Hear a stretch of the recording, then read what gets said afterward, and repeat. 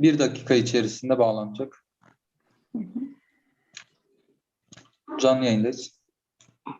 Merhabalar. Suriye Savaşı'nın 10. yılında Göçmen ve Mülteci Dayanışması Çalıştayı'nın ikinci oturumuna başlıyoruz. Öncelikle bu çalıştaya böyle zorlu bir günde katılan bütün katılımcılara hoş geldiniz, merhaba diyorum, teşekkür ediyorum şimdiden. Çalıştayımıza devam ederken ben de Deniz yoldaşımı anmadan geçemeyeceğim. Çalıştayımız bugün Deniz Poyraz yoldaşımıza adandı. Deniz barış, demokrasi, özgürlük mücadelesinde İzmir'de omuz omuza çalıştığım bir arkadaşımdı. Anısı mücadelemizde yaşayacak ve Deniz'e sözümüz barış olsun dedik dün binlerle, 10 binlerle bütün Türkiye'de. Buradan bir kez daha Deniz'e ve bütün Deniz gibi aslında hikayesi göç içinde geçen tüm insanlara, herkese sözümüz barış olsun diyorum. Her gün sınır duvarlarının, dikenli tellerin, yolların, göçmen mezarlığına dönüşen denizlerin, kampların içinde kadınların, çocukların acı hikayelerini izliyoruz. Hepimiz istemesek de tanığı oluyoruz. Böyle bir tablo karşısında partimizin Suriye Savaşı'nın 10. yıl dönümü nedeniyle göçmen ve mülteci dayanışması çalıştayı yapması, bir göç politikası, bir mülteci politikası oluşturmaya çalışması, bunun için çaba harcaması çok değerli. Birinci bölümde çok değerli sunumlar oldu. Gerçekten tablonun ne kadar ağır olduğu ortaya çıktı. 20 Haziran Dünya Mülteciler Günü öncesinde Birleşmiş Milletler'in hazırladığı küresel eğilimler raporunda söylüyor. Diyor ki dünya nüfusunun %1'ine yakını evinden uzakta yaşıyor ve son 10 yılda göç etmek zorunda kalanların sayısı 2'ye katlandı. Geçen yıl 11,2 milyon insan evini terk etti. Dolayısıyla göç aslında hani bir yerde duymuştum. Nedense burada kullanmak içimden geçiyor. Hani bir çağ yangını demişti birisi. Ben de burada söylemek istiyorum. Bir yangın gibi her yerde dolaşıyor. Her canı yakıyor ve sadece yani mültecileri, göçmenleri değil, aslında bütün hayatı belirleyen çok dramatik bir durum haline dönüşmüş durumda. Yaşadığımız sistem, kapitalist sistemin krizi, sınıf savaşları, sınıfsal uçurumların derinleşmesi ve paylaşım savaşlarının özellikle bölgemizde aldığı şekil, bütün bunlar bu mülteci sorununu aslında oluşturan, onun temelinde yer alan ve bu çatışmalar, savaşlar arttıkça da katmerleşen bir durum oluyor. O yüzden bugün ikinci bölümdeki politik değerlendirmeler, çözüm önerileri, yani nedenlerinden çok, hani, nasıl olduğu, neler yaşandığından çok burada biraz daha çözüm önerileri için bunu soracağız. Ne yapabiliriz? Nasıl yapabiliriz? Nasıl bir mülteci politikası olabilir? Zamanımız çok sınırlı olduğu için ben de çok fazla uzatmadan katılımcılarımıza, konuklarımıza sözü vermek istiyorum. Serpil'cim, Buyurun. affedersin canım. Şu an 2 kişi henüz, yani birinin olmayacağını öğrendim. Bir de yanıt vermiyor. Süreyi onları dikkate alarak belki biraz daha rahat kullanabilirsin. Tamam. Peki. İkinci bölümün başlığı mülteci krizinin çözülmesi için yapılması gerekenler ve alternatif politikaların oluşturulması. Bunun için aramızda gerçekten çok değerli hocalarımız da var. Türkiye Akademisi'nin yüz akı hocalarımız. Belki katılamayan da oldu. İsimleri bendeki isimlere göre bakacağız. Sanıyorum bir iki arkadaşımız katılamıyor. Ve yine çok değerli gazeteci arkadaşlarımız var. Bu bölüme başlıyoruz. Ben ilk sözü şu anda Emek Partisi Genel Başkanı olan ama çok değerli bir gazeteci olan, aynı zamanda Musa Anter Gazetecilik Ödülüne de sahip olan, göç ve mültecilik üzerine pek çok haberi bulunan Ercüment Akdeniz'e sözü vermek istiyorum. Ercüment Hocam, siz mülteci krizinin çözülmesi için yapılması gerekenler ve alternatif politikalar konusunda bize neler söylersiniz? Söz sizin. Süre olarak 10 dakika içerisinde kalmaya çalışalım. Biraz esnetip belki hem sayı azaldığı için hem de benim bölümdeki katılımcı sayısı daha da az olduğu için belki biraz daha verebiliriz. 1-2 dakika daha. Süremiz 10 dakika. Söz Teşekkür sizde. ederim. Teşekkür ederim sevgili vekilim. Ben Halkların Demokratik Kongresi'nin bu çalıştayını selamlıyorum. Özellikle bu yıl 20 Haziran Dünya Mülteciler Günü'nde epey bir sol demokratik ilerici parti, örgüt, çevrenin ve sendikanın göç kurultayları, çalıştayları, konferansları yapması çok sevindirici. Yani bu ilerleyen bir şey. Bizim de Emek Partisi olarak yarın bir göç konferansımız olacak tam gün ve yayınlayacağız onu da. HDK'nın bu çalışmasını da çok değerli buluyorum. Siz Deniz'den başladınız, Deniz Poyraz'dan. Birlikteydik dün İzmir'de. Ben de onun acısını paylaşıyorum. Özellikle belki Deniz'in katledilmesi vesilesiyle iç göçü ve bu iç göçün uluslararası arenada dünya mülteci nüfusu içindeki yerini de bir parça konuşmak gerekiyor. Çünkü Kürtlerin göçü gerek 90'lı yıllarda gerekse son yıllarda, yani gerek ülke içindeki evinden edilme ve yer değiştirme meselesi, gerekse ülke dışına çıkması açısından ayrıca bir araştırmayı hak ediyor. Ayrıca bir çalışmayı, disiplini hak ediyor. Birleşmiş Milletler son rakamı açıkladı. 82 milyona çıkmış şu an mülteci sayısı dünyada. Bu resmi bir rakam. Biz bunun çok daha yüksek olduğunu biliyoruz. Ve bu rakama baktığımız zaman özellikle son Filistin işgali, Gazze'nin vurulması olayına baktığımız zaman orada da 5,2 milyon Filistinli göçmen yeniden gündem oldu. Ama bu 5,2 milyonun çok önemli bir bölümü, yani yarıdan fazlası Filistin ya da İsrail topraklarında, İsrail'in işgal ettiği topraklarda. Yani ülke dışına çıkanlar değil, içinde olanlar da mülteci kavramı içerisinde anılıyorlar. O açıdan Deniz Poyraz belki böyle bir araştırmanın kapısını aralayabilir, ölümsüzlüğüyle böyle bir yüceltilebilir diye düşünüyorum. Ben sunuma geçeyim hızlı. Şöyle söyleyebilirim. Emperyalizm göç üreten bir sistem. Önce ben kökten itirazım var. Mülteci krizi kavramı tabii tırnak içine alındığı için HDK da eleştiriyor o kavramı. Bunu bilerek söylüyorum. Mülteci krizi kavramı emperyalizme özgü bir kavram. Onun ürettiği bir kavram ve mültecileri ötekileştiren, hedefe koyan bir kavram. Oysa emperyalizmin kendisi sürekli göç ve mülteci üretiyor ve o son bulmadıkça bu devam edecek. Şimdi burada güncel olarak iki önemli gelişme oldu. Bir tanesi G7 zirvesi, bir tanesi NATO zirvesi. G7 zirvesi, yani dünyanın 7 zengin emperyalist ülkesi ne dedi?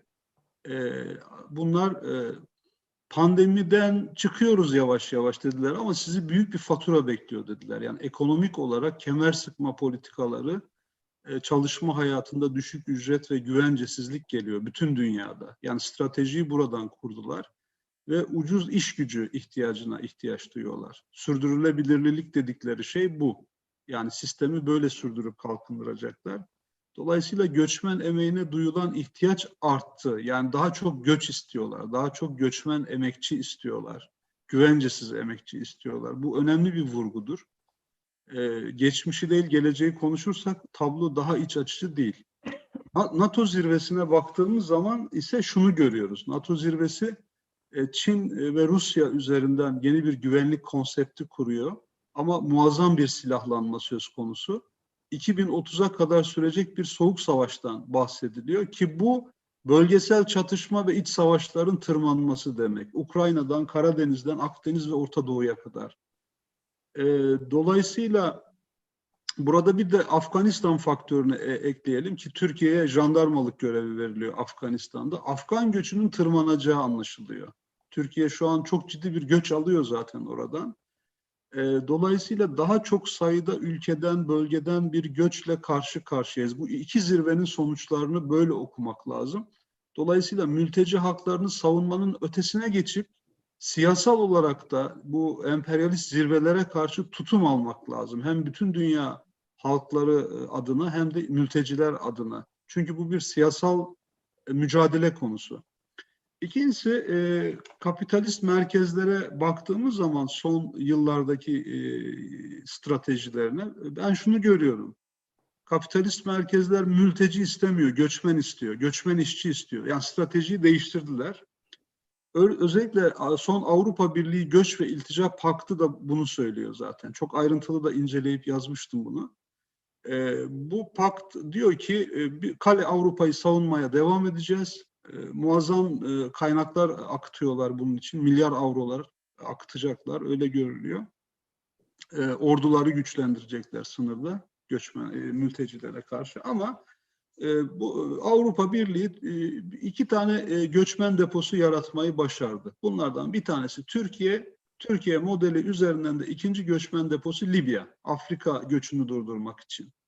Bu 2 göçmen deposunun biraz daha ötesine geçiyorlar. Bu göçmen depolarında kalifiyeli, rafine göçmen işçi yetiştirerek transfer edecekler. Yani bir göçmen emeği transfer kanalı oluşturuyorlar şu an. Türkiye'ye biçtikleri misyon da bu. Rüşvet olarak da hani bizim kullanıp çalıştırıp geri gönderdiğimiz işçileri siz de fabrikalarınızda çalıştırabilirsiniz diye bir ahlaksız teklif de sunmuş durumdalar ama Türkiye burjuvazisi bundan gayet memnun.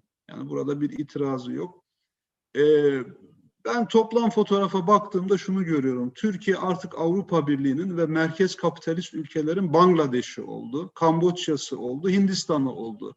Çünkü emek yani günlük işçi yevmiyesi 4 dolara, 5 dolara gerilemiş durumda. Bu zaten Çin'deki ya da Kamboçya'daki değerler bunlar. Yani güvencesiz işçi değerleri bunlar. Ham maddeyi gemilerle alıp da Uzak Asya'ya götürmeye gerek yok. Zaten bir Uzak Asya ülkesi yanı başınızda oluşmuş. Hem göçmen emek nüfusuyla oluşmuş. 5 milyon insanın çok önemli bir bölümü işçi çünkü. Kayıt dışı işçi. Hem de onların yarattığı baskıyla Türkiye işçi sınıfının hakları da onlar üzerinden yaratılan baskıyla daha doğru bir ifade kullanalım. Rekabete sokularak Türkiye'li emekçilerin çalışma koşulları ve kazanımları da ortadan kaldırılıyor durumda. Böyle bir gerçeklikle karşı karşıyayız. Bunu itiraf eden 2 tane örnek sunayım. Bir tanesi Türkiye Tekstil ve Konfeksiyon İhracatçıları Birliği'nin açıklamasıdır. Onlar dediler ki 2014 yılında bizi ekonomik krizden Suriyeliler kurtardı. Çünkü biz daha önce hükümete sipariş vermiştik. 500 bin Bangladeşli işçi siparişi vermiştik. Protokolde de bir olgunlaşma sağladık ama Suriye savaşı patlayıp göç gelince buna gerek kalmadı dediler. Bu bir itiraftır. Yani can simidi olarak kullanılmıştır ekonomik krizde mülteci işçiler ve hak tanınmadan. İkinci örneğim Türkiye Damızlık Keçi Koyun Yetiştiricileri Birliği'nin açıklamasıdır. Onlar da Tarım Bakanı Pakdemirli'ye bir proje sunduklarını söylediler. Bu projeye göre 100 bin Afgan çoban istiyorlar. Çünkü Türkiye'de çalışan Türkiye'li insanlar, gençler çoban olmak istemiyormuş. Neden olmak istemiyorlar? Çünkü Anadolu'da çobanların aylık aldıkları para 6 bin lira. Ama Afgan çobanlara verilen para 2 bin lira. Onu bile alamıyorlar. Yani 100 bin Afgan'ın girdiğini düşünün. Ve yani bu tarım sektöründe muazzam bir sömürü demek. Dolayısıyla Afganistan'dan Van'a, İstanbul'a kadar uzanan bu göçmen transferinde ve uluslararası insan kaçakçılığında bunun Türkiye burjuvazisiyle ve uluslararası sermayeyle işbirliği halinde olduğunu düşünüyorum. Bu işbirliğini kaçırırsak, sadece göçmen kaçakçılara odaklanırsak esas sınıfsal nedenleri ve sınıfsal sorunları gözden kaçırırız diye dikkat çekmek istiyorum. Böyle olduğu içindir ki çalışma izni çıktı ama sözde kaldı Türkiye'de. Şu an 34 bin civarında çalışma izni alan Suriyeli var ama 2 milyon işçi var. Bunların çoğu çocuk. Bunlar denetlenmiyor. Bu sistem değişmeyecek. Çünkü çalışma iznini alma iradesi patronlara tanındı. Yani işçi gidip kendisi çalışma izni için başvuramıyor. Oturum izni yok vesaire. Yani bir kefillik lazım. Kefalet sistemi gibi. Kafala sistemi gibi adeta Körfez Arap ülkelerinde. Yani zinciri tutacak bir patron olmadan mülteci işçiye çalışma izni verilmiyor.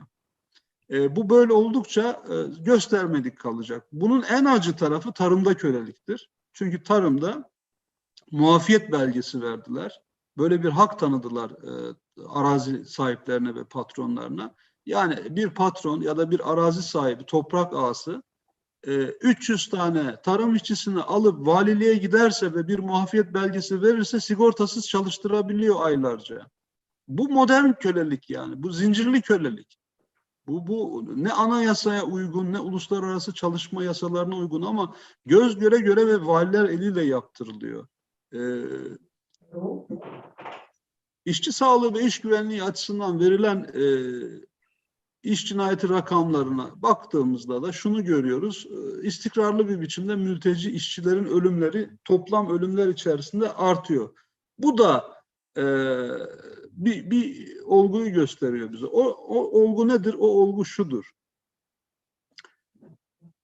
Mülteci ve göçmen işçilerin ölüsü dirisi kadar değerli patron için. Acı ama bunu söylemek zorundayım. Neden? Çünkü bir mülteci işçi öldüğünde onu çabucak kaybedebiliyorlar, yok edebiliyorlar. Kaydı yok çünkü. Kayıtlara düşmüyor. Fabrikanın dışına götürüp bir portakal bahçesine atabiliyorlar. Mustafa El Recep örneğinde olduğu gibi. Bu tazminat cezası ya da ödeme zorunluluğu ya da fabrikaya ceza gelme yükümlülüğünü de ortadan kaldıran bir şey. Bunun için daha çok göçmen tercih ediyorlar ve son İstanbul Arnavutköy örneğinde olduğu gibi yani üzerlerine kapısı kilitlenmiş 4 Pakistanlı işçi öldü orada. Yanarak öldü. Ve bu işçilerin kamu davası bile açılmamış durumda. Yani bu davalar da bu davaların açılmamış olması da patronların elinin ne kadar güçlendirildiğini gösteriyor. Göçün kaynağı sınıfsal. Anlatmaya çalıştım bunu. Çözümü de sınıfsal. Uluslararası işçi sınıfının bir parçası olarak Türkiye işçi sınıfı ve emek mücadelesinde böyle bir strateji geliştirmek zorundayız. Şovenizm, ırkçılık ve yani bu şovenizm, ırkçılık, ayrımcılık, nefret bütün bunların kaynağında da sınıfsal nedenler yatıyor. Çünkü yerli ve göçmen işçiler birbirleriyle rekabet ettiriliyor. Bu rekabete dayanıyor. Bunun sorumlusu da patronlar. Dolayısıyla bunun aşılabilmesi için her iki tarafı da mağdur eden, her iki tarafın çalışma koşullarını da kötürümleştiren sermaye stratejilerine karşı ortak bir birlik stratejisi kurmak lazım. Buradan ilerlemek lazım. Mülteci işçiler Türkiye işçi sınıfının bir parçası. Artık bunu kabul etmek, ortak hak mücadelesinde birleşmek gerekiyor. Suriye göçünün 10. yılı vesilesiyle de birkaç söz söyleyerek toparlamaya çalışayım. Bu göçe de baktığımız zaman göçün kaynağı siyasi, çözümü de siyasi. Yani Orta Doğu'ya barış gelmedikçe, Suriye'ye barış gelmedikçe, emperyalist işgal son bulmadıkça, geri dönüş koşulları, güvenli geri dönüş koşulları sağlanmadıkça göçün durması da mümkün değil, geriye gitmesi de mümkün değil. Burada bir model Türkiye'de yaratıldı. Birleşmiş Milletler sahadan çekildi ve çok korkunç bir şey yaşanıyor şu an. Afganistan'dan sonra şu an Türkiye'de de Afganistan'ın Pakistan göçünü kastediyorum. Pakistan'a göçünü. Türkiye'de de Suriye göçünde şunu görüyoruz artık. Göçmen, mülteciler 10 yıl boyunca başka bir ülkede statüsü olmadan yaşayabiliyorlar. Bunu başardı emperyalizm. Birleşmiş Milletler 1951 Mülteciler Sözleşmesi'nin canına okudular adeta. Kevgire çevirdiler onu. Ve buradan ilerliyorlar. 21. yüzyılın yeni Mülteciler Sözleşmesi'ni yazıyorlar. Bu sözleşmede eski haklar yok artık. Dolayısıyla buna karşı bir mücadele stratejisinin oluşması gerekiyor. Geri kabul anlaşması da böyle bir şey. O da Birleşmiş Milletler Sözleşmesi'ni canına okuyan bir şey. Türkiye ile Yunanistan arasında, Avrupa Birliği arasında imzalanan, bunun çöpe atılması gerekiyor. Buna karşı güçlü bir iradenin ortaya çıkması gerekiyor ve burada ne yazık ki şunu gördük Pazarkule olaylarında. Bizzat ben de izledim orada. Yani mülteciler üzerinden bir savaş dönemi yaşıyoruz. Mülteciler üzerinden bir muharebe dönemi yaşıyoruz ve bu muharebenin üzerine bir pazarlık dönemi yaşıyoruz. Bunlar ilk defa yaşanıyor.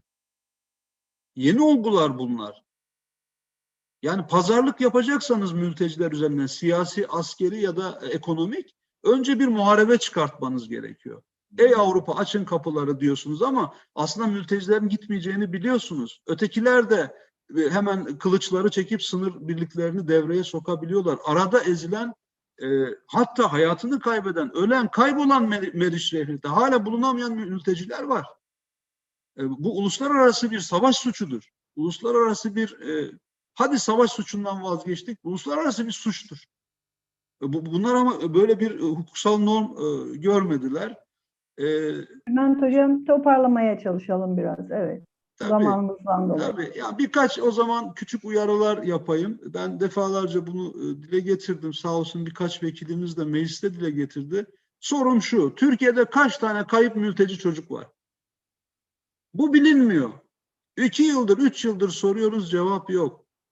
Soru önergeleri var, cevap yok. Europol, Avrupa Polis Örgütü açıkladı 2016'da 10.000 çocuk dedi kayıp.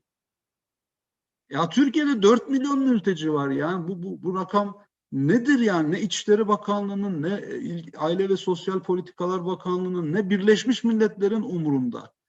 Yani bu konferanslarda bizim bunu işlememiz gerekiyor. Ayrıca mülteci cinayeti davaları var. Birçok kentte ırkçı ya da başka nefret cinayetleri oldu. Bu cinayetler sahipsiz. Yani eğer biz buraya yönelirsek adalet kavramı birleştirici bir kavram. Halkları, mültecileri, yerlileri birleştiren bir kavram. Daha çok sayıda bu davalara gitmek, sahiplenmek gerekiyor. Ben şunu görüyorum bu davaları izlediğimde, ümmet kardeşliği çözülüyor. Çünkü AKP'li vekiller yok, İHA hacılar yok, şunlar yok, bunlar yok bu davalarda. İşçi cinayeti davalarında da yok. Buraya gerçekten emek demokrasi güçleri katıldığı oranda kazanıcı bir güç olacağını düşünüyorum. Mülteciler acınacak nesneler değildir. Mülteciler üreten bir güç olarak, alın teri döken kesim olarak değiştirici bir öznedir. İşçi sınıfının bir parçasıdır. Artık meseleye buradan bakmamız gerekiyor. 2017 ve 2019 saya direnişleri de, işçi direnişleri de bunu gösterdi. Yerli ve mülteci işçilerin ortak eylemi. Bitiriyorum. Evet. 90 milyon nüfus var. Türkiye'de kimse 83 milyon diye bakmasın. 90 milyona göre sendikalar strateji üretsin. 90 milyona göre siyasi partiler strateji üretsin. Ben bu vesileyle bütün dünyanın işçileri, ezilen halklar ve mülteciler birleşin diyorum. Bu mottoyla konuşmamı tamamlıyorum. Sevgilerimi sunuyorum. Çok teşekkür ederim bu değerli sunum için. Şimdi sözü buradaysa Mehmet Ruhi Demiray Hoca'ya vermek istiyorum. Kendisi burada mı acaba? Evet, Ruhi Hocam merhaba, sesinizi açarsanız. Ben çok fazla araya girmeden fakat Türkiye'de zaman zaman yükselen nefret söylemi, ırkçılık, sınıf meselesi, bütün bu konularda özellikle çözüm önerileri olarak neler söylemek istersiniz? Söz sizin. Serpil Hocam, ben de söz almak istiyorum uygun bir zamanda. Tamam hocam.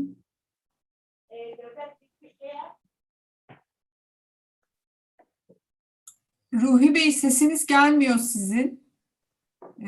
Mikrofonunuzun üzerinde bir blokaj mı var? Açık gözüküyor zira.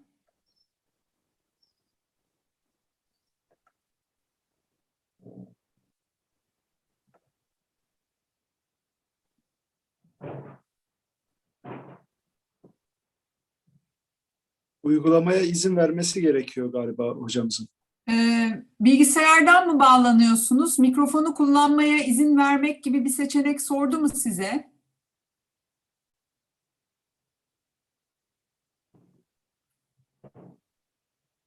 Alo, merhaba. Merhaba. Now it's my role. Bissan, can you follow the Turkish talks? No, I speak English and Arabja. Okay, okay. You are not now. You will be like 2 or 3 speakers later.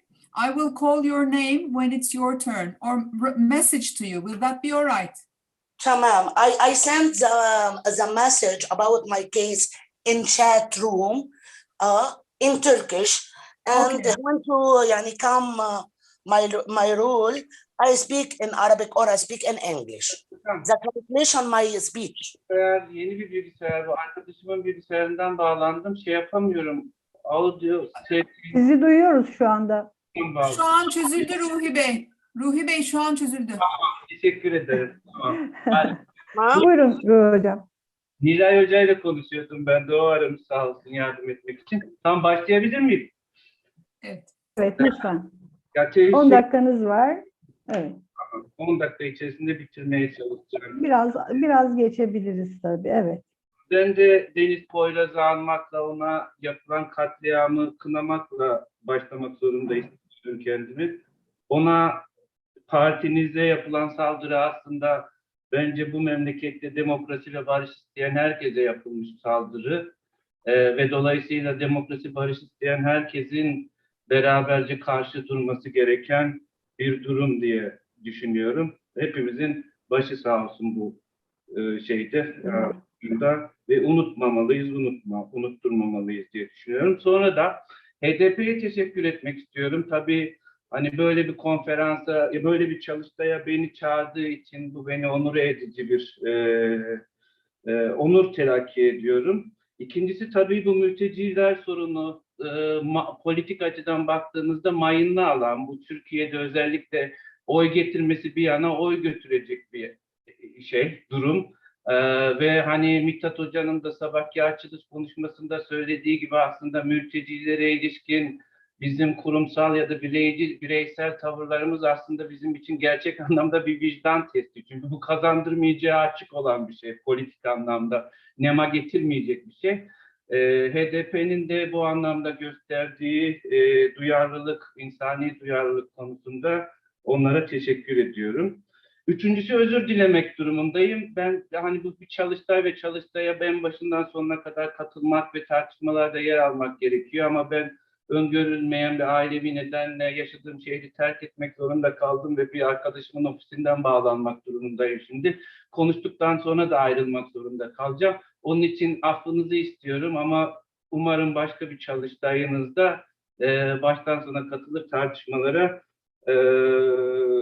hem dinleyici hem de katılımcı olarak yer alabilirim. Şimdi bugünkü konuşmamda ben önce dünyada ve Türkiye'de mültecilere ilişkin yaklaşım ya da yaklaşımlar ve bu yaklaşımlarla koşut ya da koşut olmayan uygulamalar üzerine birkaç tespit yapıp sonrasında da var olan kötü durumu değiştirmek için nasıl bir bakış açısına ihtiyacımız var. Onun üzerine birkaç kelam edeceğim çok kısa biçimde. Ya dünyada mülteciler sorunu işte 21. yüzyıla geldiğimizde hani mülteciler ve göçmenler konusunda en ileri görünürde diyelim. Bu görünürde kısmı da önemli ama ileride kısmı da önemli. Hani en insancıl, en ileri konumu dünyanın neresinde alıyor insanlık diye sorduğunuzda tabii ki söylemsel düzlemde en azından Kuzey Avrupa'yı, Batı'yı işaret etmek gerekiyor. Avrupa'da nasıl bir devletler, hakim güç olan devletler, nasıl bir normatif çerçeveden mülteciler konusuna yaklaşıyor diye soracak olursanız, yani bir anlamda 18. yüzyılda aydınlanma filozofu Immanuel Kant'ın geliştirdiği kozmopolitanizm çerçevesinde ve bu kozmopolitanizmin dayanağı olan bu konukseverlik anlayışı üzerinden mevzuya bakmaktalar. Bunun içerisinde işte demokrasinin ya da insan haklarına saygının görece daha gelişmiş olduğu bir yerde yaşayan insanların, zor durumda olan insanlara yardım etme zorunluluğu, etik sorumluluğu vesaire söz konusu. Bakış açısını bu konukseverlik anlayışının bir şekilde şekillendirdiğini düşünüyorum. Yani girmeyeceğim ayrıntılarına, Immanuel Kant'ın tabii ki kozmopolitanizmi ve onun konukseverlik anlayışının ayrıntılarına, ama temel olarak söylemeye çalıştığım bu temelde insancıl bir bakış açısı, hümanist bir bakış açısı ama çağımız açısından oldukça yetersiz bir bakış açısı. Yani illaki de öyle olmak zorunda. 18. yüzyılda Bavyera'dan Prusya'ya göç etmek, bugün Orta Doğu'dan Avrupa'ya göç etmekten çok daha zordu ve belki de sayısal rakamları bilmiyorum ama çok daha nadir görünen bir olaydı ve bugün çok farklı bir dünyada yaşıyoruz. İstesek de istemesek de küresel kapitalizmin entegre ettiği, insanlığın değişik coğrafyalarını, kürenin değişik yerlerini birbirine kaçınılmaz bir biçimde bağımlı kıldığı bir dönemde yaşıyoruz ve dolayısıyla bu ne 18. yüzyıldaki bir dahinin ya da normal bir insanın görebileceği bir durum ve üzerine düşünebileceği sorunlar yumağıyla karşı karşıyayız bugün. Fakat sorarsak bu hala Avrupa Birliği'nin kendi göçmen politikasını bir anlamda üzerine oturtmaya çalıştığı bu Kantçı konukseverlik anlayışının temel iki şeyi nedir diye, yetersizliği nedir diye. Bir, bu anlayış seçici ya da ön seçici bir anlayış. Yani bir kere göç eden insanlar söz konusu olduğunda onların suçlu mu, suçsuz mu olduğunu tespit etmeye çalışıyor. Gerçekten riskte mi, riskte olmadığının, riskte değil mi hayatları, bunu tespit etmeye çalışıyor. Şimdi yangın yerinden kaçan insanlar söz konusu, işte Akdeniz'i botlarla geçmeye çalışan insanlar söz konusu ve siz onları bir toplama kampı ya da toplama kampı benzeri yerlere koyarak sizin hayatınız gerçekten riskte mi diye soruyorsunuz. Bu aslında gerçekten abeste iştigal, hiç kimse rahat ya da asgari insani koşullara sahip olduğu bir yerden, anlatabildim mi, kaçmak için ya da uzaklaşmak için Akdeniz'i botla geçmeye göze almaz ama bugün Avrupa Birliği'nin politikalarına baktığınızda söz konusu olanın bu olduğunu görüyorsunuz. Aslında normatif çerçeve içerisinde burada önemli olan şu, hem bu seçicilik ve aslında bu kategoriler normatif çerçeve içerisinde ifade edilen, biz alacağız ama aldığımız insanların da suçlu insanlar olmamasını, gerçekten hayatları riskte olan insanlar olmasını istiyoruz ve bunu belirlediğimiz anda zaten alıyoruz insanlara argümanı da hukuki düzlemde, normatif düzlemde ifade edilen bir argüman olması sebebiyle bence çok önemli. Ve bu anlamda abes demek istiyorum. Ama uygulamada aslında bu seçicilik tabii ki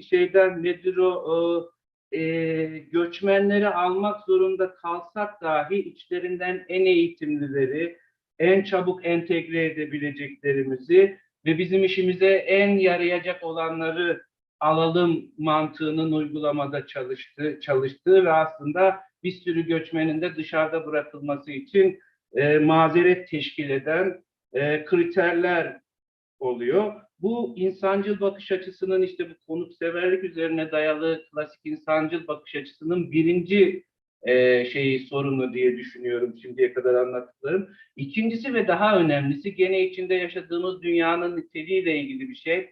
Şimdi yani açık olan bir şey var ki göçmenler ve mülteciler bunlar hiçbir zaman konuk değiller. Gittikleri ülkelerde insani yaşam koşullarına ulaştıklarında onlar çok büyük oranda kalıcılar. Ya bu gerçek. Kabul etseniz de kabul etmeniz de gerçek. Yani bazı şeyler olabilir, ara ülkeler, ara konaklar söz konusu olabilir. Ama Orta Doğu'dan Avrupa'ya ya da Kuzey Amerika'ya doğru yola çıkan bir göçmen ailesi ya da göçmen grubu bir konuk olarak gitmiyor. Yeni bir yaşam kurmak için, yeni bir yaşam alanında kendini gerçekleştirmek için gidiyor. Dolayısıyla da aslında konuk muamelesi yapmanın kendisi dahi nedir o? Dışlayıcı, siz çok iyi nedir o? Ev sahibi konuk olarak görseniz de.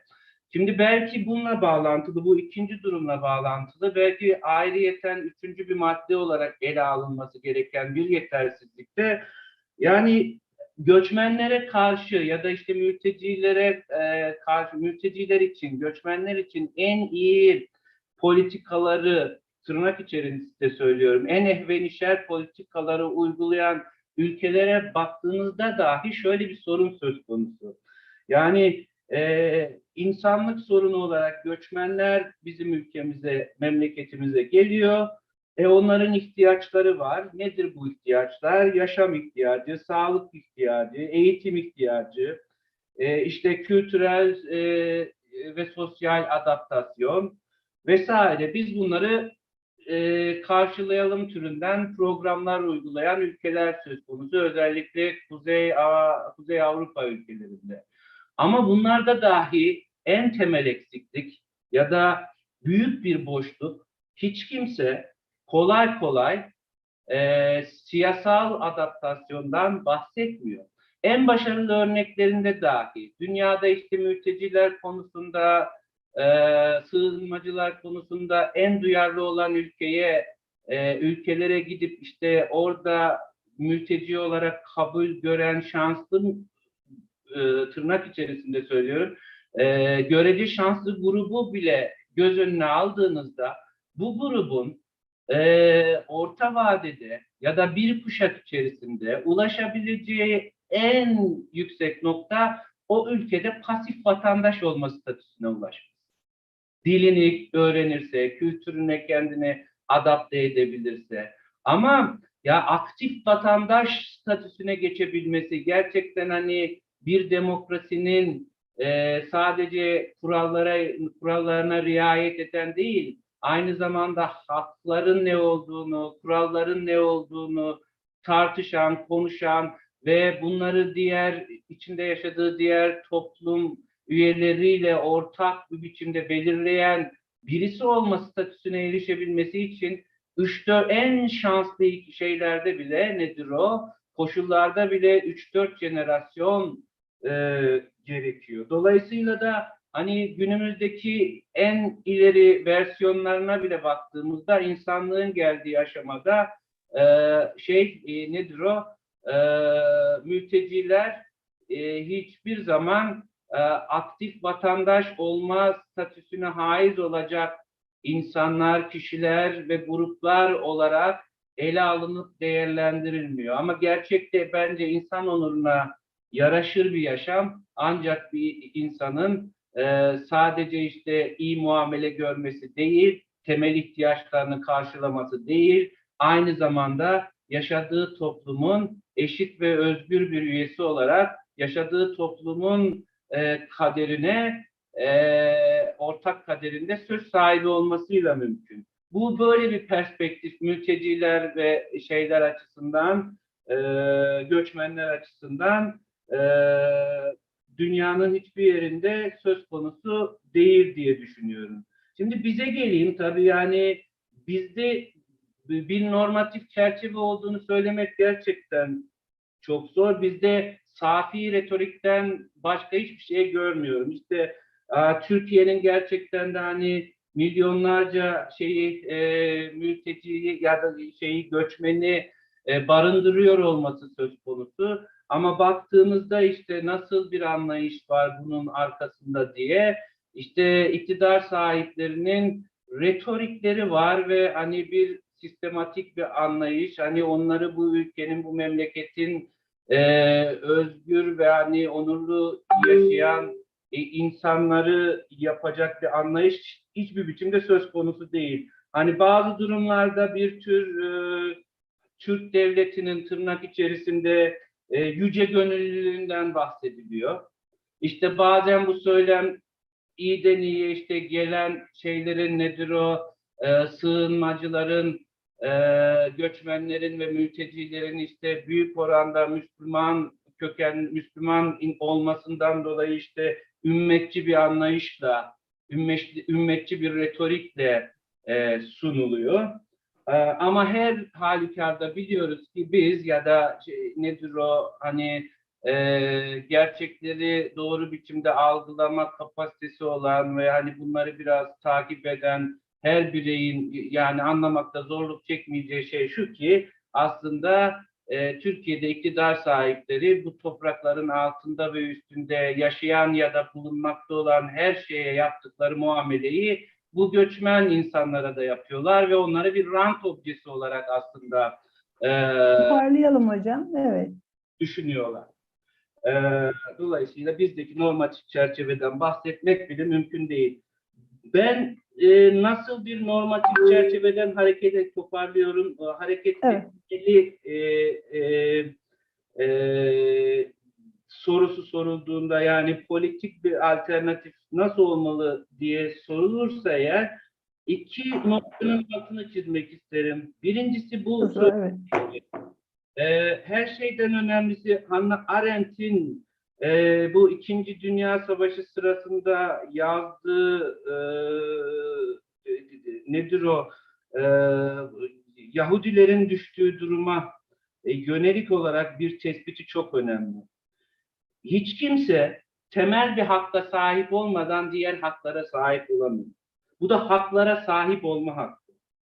Tam vatandaş olmadan, yani biraz önce bahsettiğim, siz bir memlekette o memleketin kaderini belirleme hakkına sahip olan tam bir vatandaş statüsüne sahip olmadan aslında sizin sahip olduğunuz tüm diğer haklar lütuftan ibaret kalıyor. Ve yani size o gün bu hakları verenler, bunlar sosyal kültürel haklar da olabilir. Canları istediklerinde sizin temel haklar nedir konusunda söz söyleme hakkınız yoksa onu sizden istedikleri zaman çekip alabiliyorlar. Ve vatandaşlık statüsünü kaybettiğinizde aslında kaybettiğiniz şey insan olma ve insan olmaya bağlı haklar doğuyor.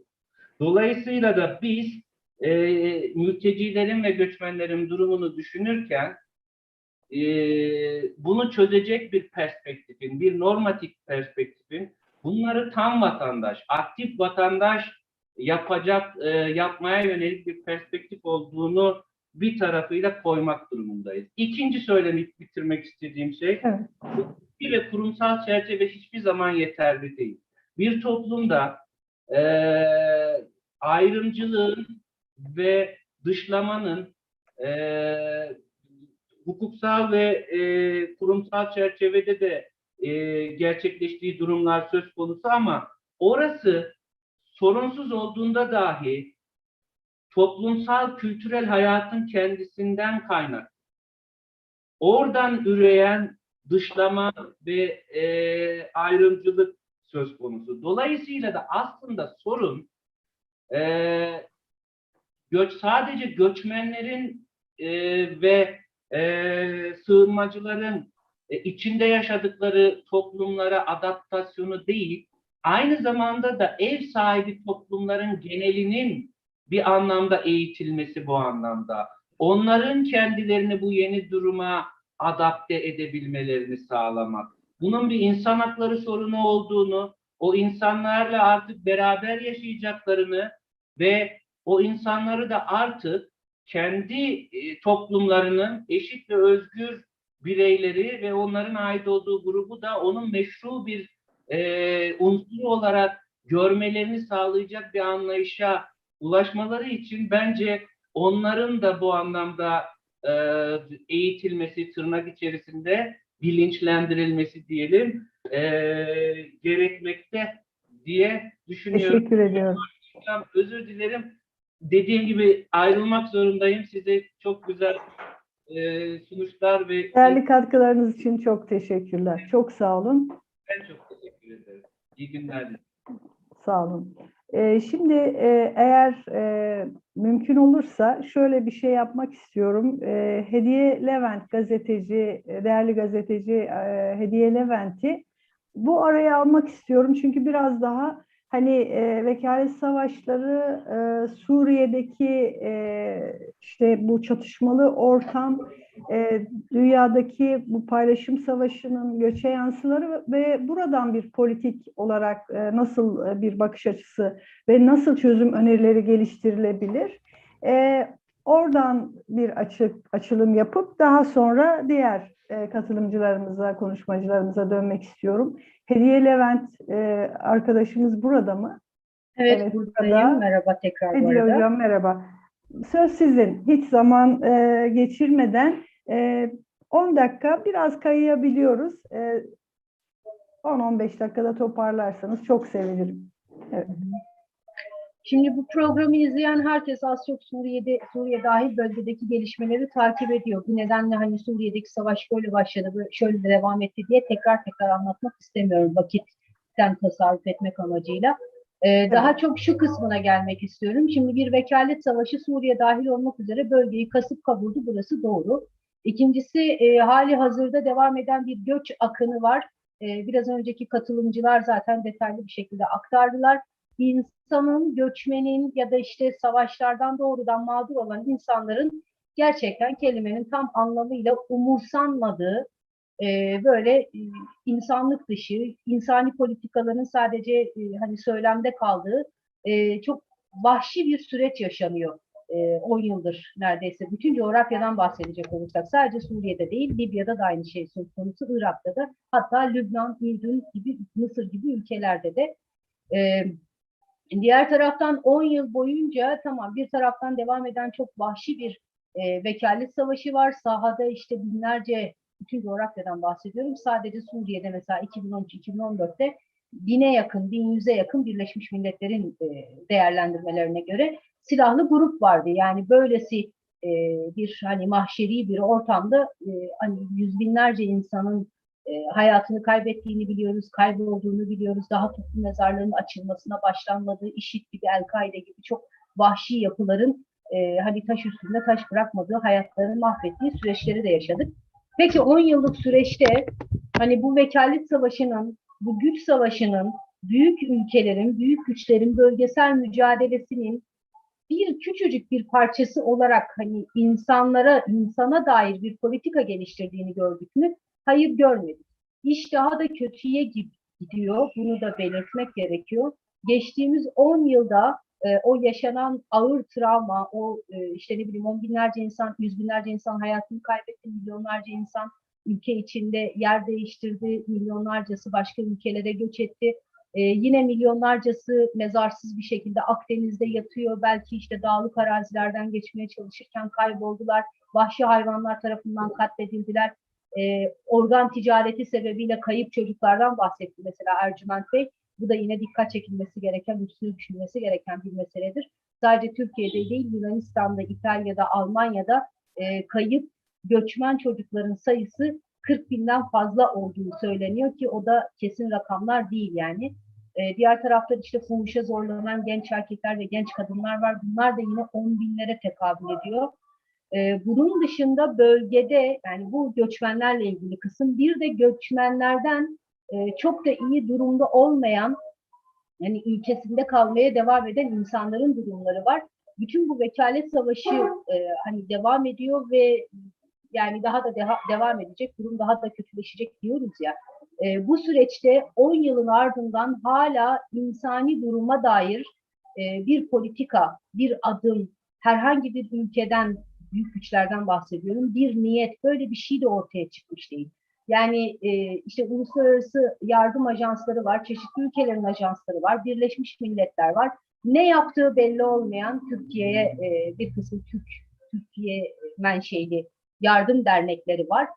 Ama bunlar da, yani bu tip yardımlar da insanları üretmeden hani sadece yardım paketleriyle günü geçirmeye, işte gelen işte bir takım işte bulgurla, pirinçle vesaire karnını doyurup o günü bitirmeye alıştırıyor şeklinde bir durum da ortaya çıkıyor. Çünkü bu insanların, yani mesela en azından Suriye'de, Irak'ta, Mısır'da, Lübnan'da, Ürdün'de yaşamaya devam eden insanların işte üretmesi, hayatlarına devam etmesi, çiftçilerin işte yeniden ziraate başlaması, ekime başlamaları için desteklenmesi gibi bir eğilim, bir adım yok ve olmayacak gibi de görünüyor. Çünkü o 10 yıllık ağır vekalet savaşının ardından o 10 yılı neredeyse mumla aratacak yaptırımlar dönemi başladı ardından. Yani Suriye başta olmak üzere bölge ülkeleri daha kendilerini toparlayamadan, insanlardan bahsediyorum, daha evlerindeki işte o delikleri, gedikleri, hani sokaklardaki o elektrik sistemini, su sistemini vesaire tamir bile edemeden yaptırımlar süreci başladı ve şimdi insanlar ağrı kesiciye bile muhtaç durumdalar. Yani üretmek, iş bulmak, işte dükkanını, atölyesini, tarlasını vesaire yeniden işlemek bir tarafa, gerçekten insanlar çeşitli ajanslardan gelecek olan yardım paketlerine muhtaç durumdalar. Eğitim oldukça kötü durumda. İnsan hakları, özellikle kadınlar ve çocuklar açısından manzara gerçekten çok kötü durumda. Hani genel olarak manzara bu şekilde, çok da olumlu bir olacakmış gibi de görünmüyor. En son G7 zirvesi vardı, ardından NATO zirvesi geldi. Daha sonra işte Putin ile Biden arasında bir görüşme vardı. Bunlarda bile hala yardımdan bahsediliyor. Yani yardım dediğimiz işte çeşitli ajanslar üzerinden nakdi yardım yapılır. O da eğitim ve sağlık hizmeti olarak aktarılır. Hadi o kuruluşlara kayıtlı olan insanların işte bir takım ihtiyaçları giderilir, ama bu tam olarak ameliyat gerektiren bir yarayı hani yara bandıyla geçiştirmeye çalışmanın ötesinde bir şey değil. Zaten bu yılın bir başka hani insanları artık daha ne yaşayacağız dedirten bir başka gelişme daha var. Kuraklık mesela. Irak ve Suriye'de önceki yıllarda da kuraklıktan dolayı bu savaştan kısa bir süre önce 1,5 milyona yakın insan ailesiyle birlikte göç etmek zorunda kalmıştı diğer şehirlere ve hani sosyal politik olmadığı için, devlet desteği olmadığı için bu insanlar birdenbire kendilerini şehirlerin içinde buldular. Kendi ülkelerinde zaten mülteci muamelesi görüyorlardı o zaman. Şimdi benzer bir durum tekrar başladı. Yani bütün bu hani katmerlenmiş olan sorunlara bir de bu ekleniyor. Şimdi bir başka noktada şu, bölge, hani uluslararası güçlerden bahsediyoruz. Amerika'dan, işte Rusya'dan, Türkiye'den, yani Orta Doğu'da işte bir çıkar, bir güç savaşı yürüten, silahlı gruplar üzerinden yürüten ülkelerden bahsediyoruz. Hani ama bölge ülkelerinin, bölgenin zengin ve hala güçlü olan ülkelerinin de politikalarının çok farklı olduğu söylenemez. İnsan hakları konusunda çok hani gözle görülür bir şekilde böyle tehlike çanlarını çaldıracak şekilde geriye gidiş var. İnsanlara şu anda bölgede şu dayatılıyor: demokrasi mi istiyorsun, karnının doymasını mı istiyorsun? İstikrar mı istiyorsun, yoksa işte özgür seçim vesaire vesaire mi istiyorsun? Hukuk için, herhangi bir hak için ya şurada yolsuzluk var, bakın olmuyor bu böyle diye sesini azıcık yükselten insanlara Türkiye'den de çok tanıdık olan, bunu konuşmanın vakti mi şeklinde çok ağır yaptırımlar uygulanıyor. Yani normalde Arap ayaklanması başladı. Beklenti neydi? Hani özgürce ifadenin ortaya çıkacağı, yeni hareketlerin ortaya çıkacağı, işte 10 yıllardır, yüzyıllardır halı altına süpürülmüş, kangren olmuş sorunların artık konuşulacağı, tartışılacağı şartların ortaya çıkacağı hayalleri vardı. 2011 öncesinden daha kötü bir manzara ortaya çıktı. Şimdi kadın hakları konusunda bile, mesela Tunus bölgenin nazar boncuğu şeklinde bir ülkeydi. Orada bile insanlar, kadınlar 2011 öncesindeki haklarını korumaya çalışıyorlar. Mısır'da keza öyle. Suriye'de yine öyle. Lübnan'da yine öyle. Yani şartların hukuki açıdan, insani açıdan, yaşam standartları açısından, eğitim, sağlık vesaire gibi kamu hizmetleri açısından çok çok kötüleştiğini net bir şekilde söyleyebiliriz. Şimdi bu süreç nereye gider? Irak bu konuda ne yazık ki çok karanlık ama çok net bir örnektir. Arap ayaklanmasının mesela birkaç yıl sonra neye evrileceğini gösteren bir örnektir. Amerika'nın işgalinin ardından ki Amerikalıların doğrudan sistematik olarak yaptığı bir şeydi. Kamu kurumlarını, kurumsal yapıyı hedef alan saldırıları gerçekleşmişti. Eğitim sistemi, sağlık sistemi, sosyal devlet sistemi, Saddam döneminde öyle ya da böyle bir sistem vardı.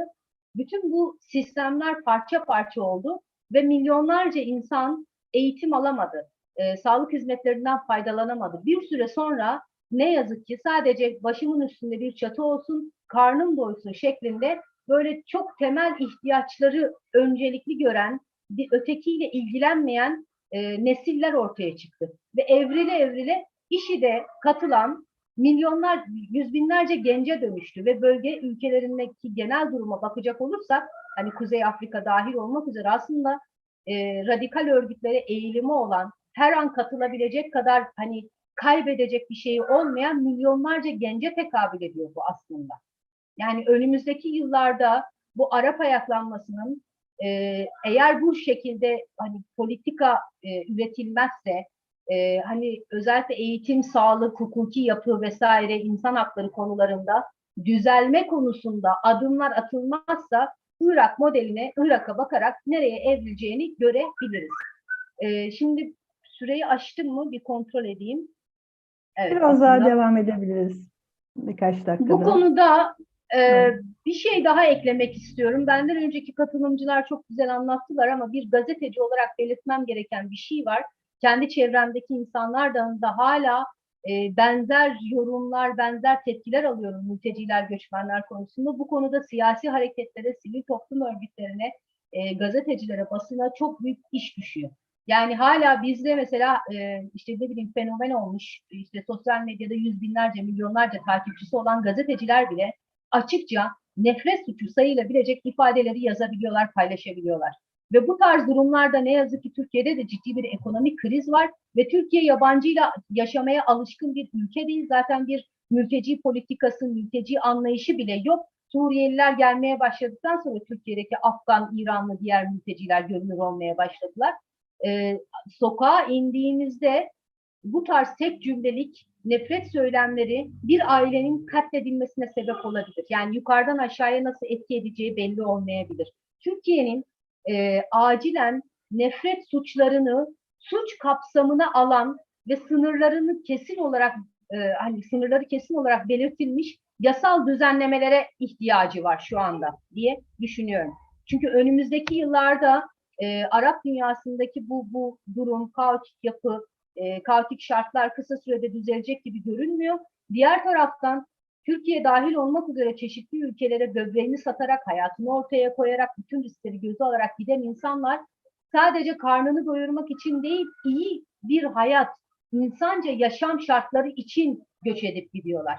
Yani Türkiye'de mesela 17-18 yaşında sevgilisi olan bir genç, sevgilisiyle sokakta el ele gezme özgürlüğünü koruyabilmek için bile Suriye'ye dönmeyebilir. Şimdi genel kanı, karnı aç mı, ayağındaki ayakkabı parçalanmış olmalı, acının en acısı hikayesi olsun ki acıyalım ki işte bir lütfedelim şeklinde bir anlayış var mülteciye karşı hala. 10 yıl geçti, yani artık biraz alışması gerekiyor toplumun. Ama diğer taraftan bunlar da insan ve kendi ülkelerinde insanca, özgürce, işte hani çok rahat bir şekilde toplum baskısı olmadan, kültürel baskı olmadan yaşayabilecekleri şartları da korumaya çalışabilirler. Bu da onların hakları.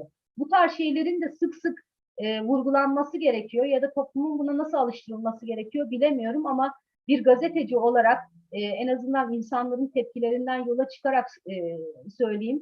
Bu tarz nefret söylemleri, ekonomik kriz derinleştikçe mültecilere ilişkin bir takım işte üniversiteye sınavsız giriyorlar, doktor olabiliyorlar, istedikleri gibi şey yapıyorlar vesaire gibi kışkırtıcı bir takım dezenformasyonun hani çok hızlı bir şekilde yayılıyor olması, bunların düzeltilmiyor olması, hani ekonomik kriz derinleştikçe kanlı bir takım süreçlere evrilebilir. Bunları da dikkate almak gerekiyor diye düşünüyorum. Aslında söyleyeceğim çok şey var. Hem katılımcılar benden önce bu konuyu çok detaylandırdılar hem de vaktimizi çok aşmak istemiyorum. Bu nedenle burada keseyim ben. Çok teşekkür ediyorum. Şimdi hemen sözü Didem Hoca'ya, Didem Danış, Galatasaray Üniversitesi Sosyoloji bölümünden hemen size vermek istiyorum. Siz neler söylemek istersiniz? Buyurun. Çok teşekkür ediyorum. Önce ben de Deniz Poyraz'ı saygıyla, özlemle hatırlayarak başlayayım. Gerçekten yani hani umalım ki ne bileyim daha güzel günler olsun diyeyim. Çok hemen konuya gireyim isterseniz. Yani benden önceki konuşmacılar aslında konunun pek çok boyutuna değindiler. Hem ilk oturumda, ilk panelde hem şimdiki panelde. Ama bu nefret söylemi meselesiyle belki başlayabiliriz. Çünkü ben hani bunun en azından Türkiye gibi bugün şu anda dünyada en çok mülteci kabul eden ülke olan Türkiye gibi bir ülkede çok önemli olduğunu düşünüyorum. Daha önce Ercüment Bey de söylemişti. İşte Türkiye'de mesela Suriyeli mültecileri özellikle kabul ederken önemli söylemlerden bir tanesi din kardeşliğiydi. Ensar muhacir kardeşliğiydi ve bunu çok önemli bir kolaylaştırıcı olarak toplumun önüne sürülmüştü. Fakat bugün geldiğimiz yerde artık bunun pek etkili olmadığını ve yapılan araştırmalarda da hangi siyasi partiden olursa olsun neredeyse toplumun hemen hemen tüm kesimlerinde ortak bir mülteci karşıtlığı, özellikle de Suriyeli karşıtlığı olduğunu görüyoruz. En son mesela yeni yapılan Osman Savaşkan ve arkadaşları Kerem Morgül ve birkaç kişi tarafından ortaklaşa yapılan araştırmada da görülüyor. Aslında burada karşımıza çıkan çarpıcı bir şey var. HDP seçmeni diğer partilerin seçmenlerine göre bir nebze de olsa daha düşük yabancı düşmanlığı şeyine sahip. Ama yine de Türkiye'nin çok genel bir trendi olduğunu ve Türkiye'deki siyasi kutuplaşmayı aşan neredeyse tek konu olduğunu söyleyebiliriz bu mülteci karşıtlığının ve Suriyeliler eve dönsün söyleminin. Buradan da biraz Hediye Hanım'ın söylediği meseleye aslında bağlanıyor. Çünkü Türkiye 2011'de bu Suriye krizinin en azından hani bizi etkileyen kısmının başlangıcında hep bir geçicilik üzerine, misafirlik söylemi üzerine kurmuştu. Ama artık özellikle de 2016 Mart'ında yapılan Avrupa Birliği ile yapılan mutabakattan beri bunun geçici olmadığı, kalıcı olduğu hem siyasi yetkililer tarafından hem de toplumun bazı kesimleri tarafından görülüyor, kabul ediliyor.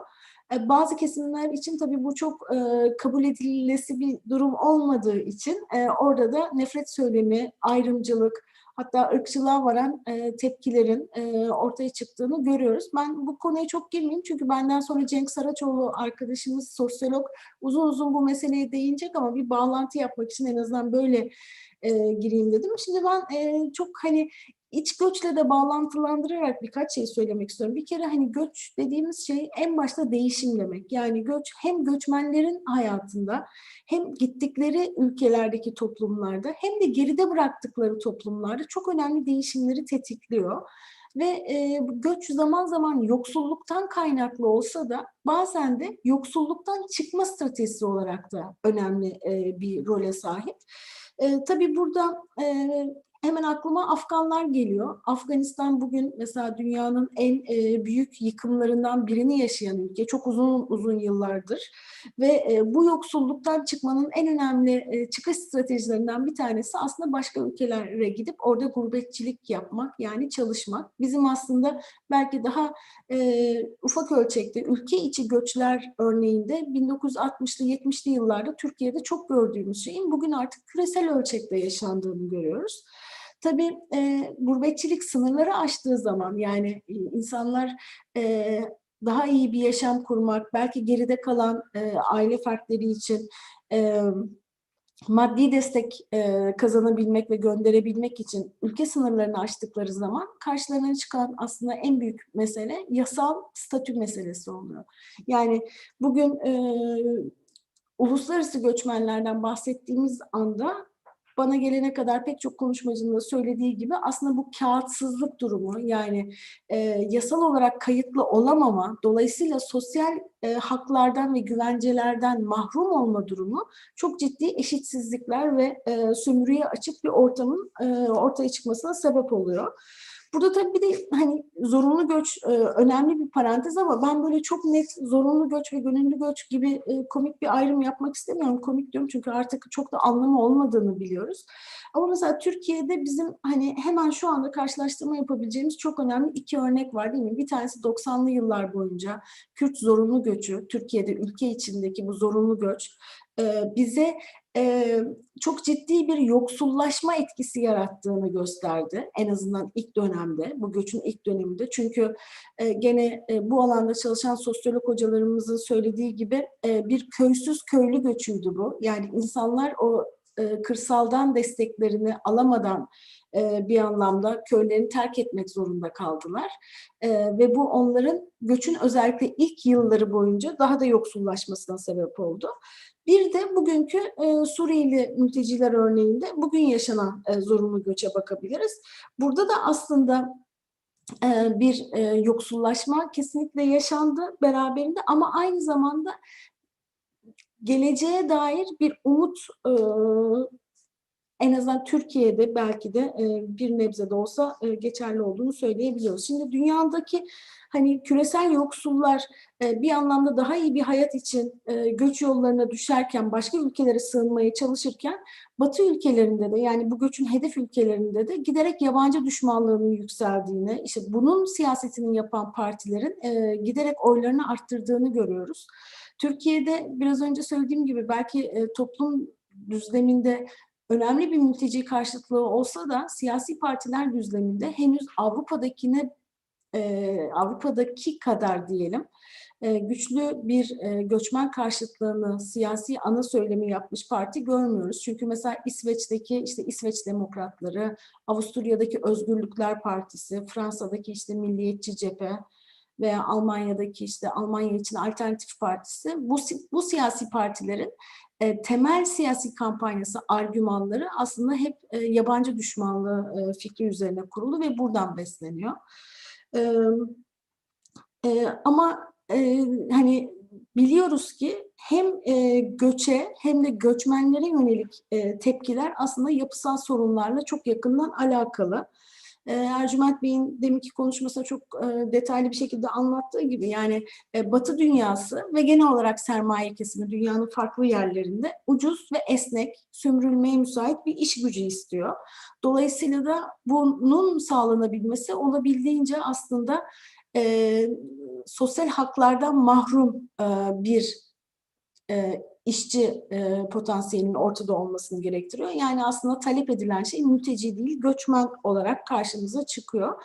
Bunu işte mümkün kılan bazı son yıllarda bazı gelişmeler görüyoruz. Bunlardan birisi demin hani 2016 mutabakatıyla hatırlattığım Avrupa'nın veya daha sonra Avrupa'nın geçtiğimiz sene kabul ettiği göç paktı.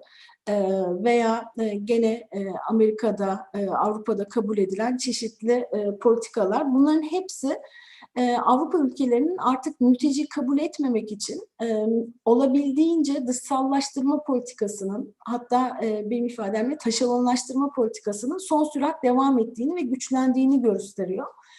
Burada bu zaten bildiğimiz bir hikaye. Aslında bu dışsallaştırma meselesi, yani sınırları olabildiğince dışa doğru itme hikayesi 20 yıldır devam ediyor ama Türkiye gibi ülkelerinde, Fas gibi ülkelerinde bu politikaları hızlı bir şekilde benimseyip kendi çıkarlarına aslında dönüştürüp bir tür araçsallaştırma mekanizması kurduklarını görüyoruz. Yani işte Edirne olayları 2020'de pandeminin hemen başında veya geçtiğimiz ay İspanya ve Fas arasındaki Ceuta ve Melilla kentlerinde yaşanan göçmenlerin aynı bizim Edirne'dekine çok benzer bir şekilde yaşanan olaylar Türkiye gibi, Fas gibi, Libya gibi ülkelerin de bu sınır bekçiliği rolü kendilerine atanmaya çalışılan sınır bekçiliği rolünü karşılıklı bir siyasi pazarlık için ve ekonomik ve diğer pazarlıklar için benimsediğini ve bunun aslında karşılıklı bir oyunun kurulduğunu ve tabii ki burada da en büyük dezavantajlı kesimin göçmenler ve aynı zamanda aslında o göçmenlerin yerleştiği toplumdaki yerleşik dezavantajlı nüfuslar olduğunu görüyoruz. Şimdi neler yapılabilir? Çok fazla ben vakit almayayım. Herkes çok yorgun. Uzun bir iki panel oldu.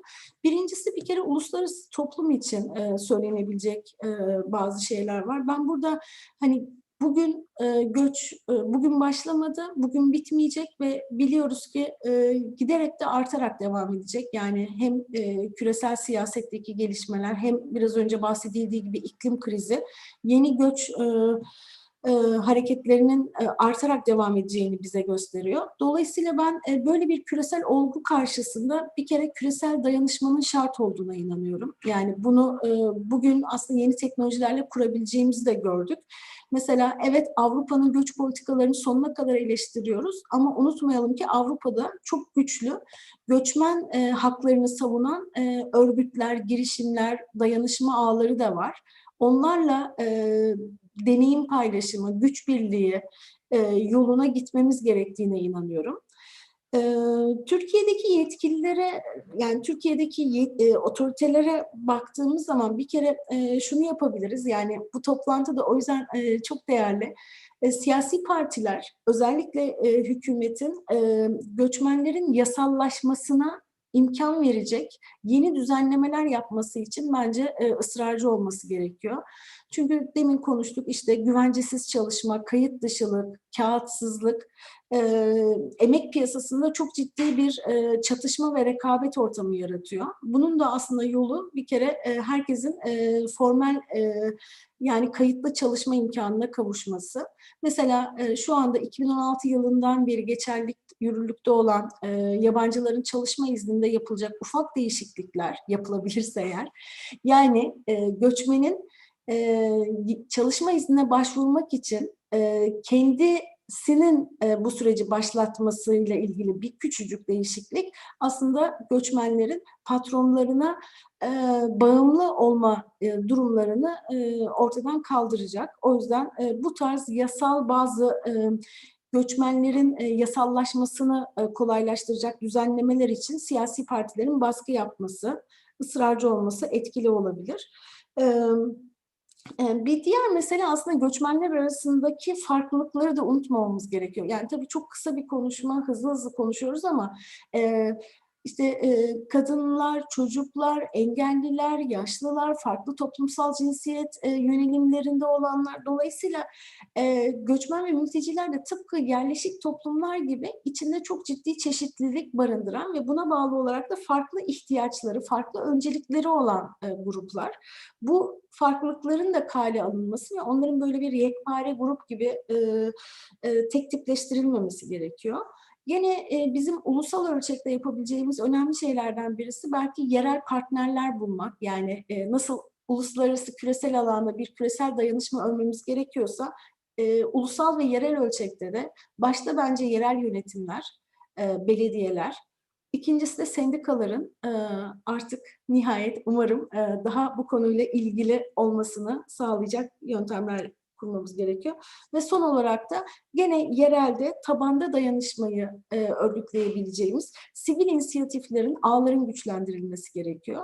Çünkü siyasi partiler düzleminde ne kadar böyle siyaseten doğrucu bir söylem olsa da biliyoruz ki demin en başta da söylediğim gibi hemen hemen tüm siyasi partilerin seçmenleri aslında göçmen ve mülteciler konusunda oldukça olumsuz bir tutum içinde. Dolayısıyla biz bu tutumu belki böyle elitler düzeyinde yapacağımız konuşmalarla değil, böyle işte siyasetçiler veya işte akademisyenler düzeyinde değil, doğrudan sahada, doğrudan sokakta kuracağımız ilişkiler, dayanışma ağları, inisiyatiflerle adım adım örmemiz gerekiyor diye düşünüyorum. Çok teşekkür ediyorum, sağ olun. Didem Hocam çok teşekkür ediyorum. Ben aslında bazı talepler vardı ama hiç bozmadan tam da böyle bu noktaya gelmişken Cenk Hocama söz vermek istiyorum. Yerellik, sınıf, kent, yani birlikte nasıl yaşayacağız? Birlikte yaşayabilmemiz için nasıl politikalara ihtiyacımız var? Söz Cenk Hocam'ın. Buyurun. Çok teşekkür ederim.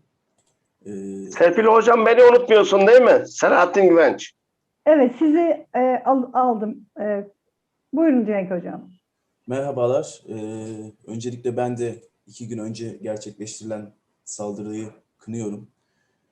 Ve Deniz Poyraz'ın nezdinde HDP camiasına da başsağlığı diliyorum. Sevenlerine başsağlığı diliyorum. Teşekkür ederim. Bu arada bütün bu koşullara rağmen bu toplantıyı gerçekleştirme dirayetine sahip olduğunuz için de sizi kutluyorum. Ve aynı zamanda sabahki konuşmalar ve bugünkü öğleden sonraki konuşmalardan çok şeyler öğrendiğimde de belirtmek isterim. Gerçekten hepsi birbirinden değerli konuşmalardı.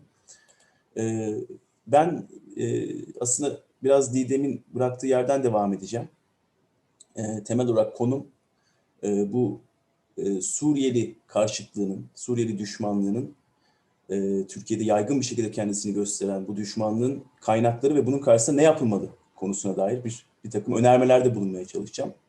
Bu önermelerim de, bu değerlendirmelerim de aslında İzmir'de 2016 ile 2020 yıllarında arasında aralıklarla bu şehri ziyaret ederek yaptığımız derinlemesine görüşmelere dayalı bir saha çalışmasına dayanacak. Bu saha çalışmasını biz Kanada'dan benim meslektaşım Daniel Boulanger ile, Profesör Daniel Boulanger ile Kadife Kale, Basmane, Limontepe, Işıkkent Ayakkabıcılar Sitesi ve Torbalı'da gerçekleştirdik. Buralara yaptığımız ziyaretlerle gerçekleştirdik. Çalışmamızın bizim 2 temel ekseni vardı. Bunlardan birincisi bu Suriyeli mültecilerin kayıt dışı istihdam edildiği sektörlerde Türkiye'li patronlarla, Türkiye'li işçilerle girdiği ilişkilere yönelik bir çalışmaydı. Buna dair belli çalışmalar ortaya koyduk. Bu konu hem sabahki oturumda hem de öğleden sonraki oturumda tartışıldı. Öğleden sonraki oturumda Ercüment Bey son derece kapsayıcı bir genel çerçeve sundu zaten bununla ilgili. Ben de çalışmamızın ikinci eksenine daha fazla odaklanmak gereğini hissettim. O da daha çok varlığı kuantitatif, böyle nicel çalışmalarla zaten çok yaygınlığı gösterilmiş olan mülteci karşıtlığının Türkiye'deki toplumsal, siyasal ve ideolojik dinamikleri. Şimdi bununla ilgili bir takım önermelerde bulunmak istiyorum. Öncelikle şunu söyleyeyim. Belki de Türkiye'de hiçbir yabancı düşmanlığı biçimi ya da öteki düşmanlığı biçimi ne dersek diyelim, kendisini bu kadar yaygın, bu kadar cüretkar bir şekilde göstermemiştir. Yani öyle ki Suriye karşıtlığının varlığı gündeme geldi. Kimse ya bizde aslında ırkçılık yok. Aslında etle tırnak gibiyiz. Ya işte Suriyelilerin bir kısmına tepki gösteriyoruz, hepsine değil gibi savunmalara falan geçmiyor. Böyle bir gereksinim hissetmiyor. Suriyeli karşıtlığı önünde hiçbir siyaseten doğruculuk filtresi olmaksızın yayılıyor toplumda. Çok aleni bir şekilde yayılıyor ve biraz önce Hediye Hanım da söyledi. Yani belli başlı gazetelerdeki köşe yazarları, milyonlarca insanı etkileyecek insanlar Twitter'dan çok aleni bir şekilde Suriyeli karşıtlığını, çok ırkçı bir takım söylemlerle dile getirebiliyorlar. Şimdi işin vahim ve aynı zamanda can alıcı boyutu da biraz önce Didem'in söylediği şey. Bugün Türkiye'de eşitlik fikrine duyarlı olan, mevcut adaletsizliklere karşı net tavır alabilen, hatta bizim şöven yönelimler karşısında birlikte hareket edip direnç göstereceğimiz kesimler arasında da bu karşıtlığın çok yaygın olması. Şimdi 2019'da Kadir Has Üniversitesi'nde yapılan araştırma Didem değindi. Örneğin bu Suriyelilerden memnuniyetsizlik diye bir kategori orada belirleniyor. Burada en çok bu memnuniyetsizliğin CHP ve HDP seçmenler arasında kendisini gösterdiğini ortaya koyuyor bu çalışma. Şimdi bu çok ciddi bir sorun. Bizim yüzleşmemiz gereken bir sorun. Ve bizim elimizi kolumuzu bağlayan bir sorun. Çünkü biz şimdi burada Suriyeli mültecilere yönelik insan hakları ihlallerinden bahsediyoruz. Fakat bu insan hakları ihlallerine karşı yapılan insan hakları ihlallerine karşı vereceğimiz mücadeleyi de aynı zamanda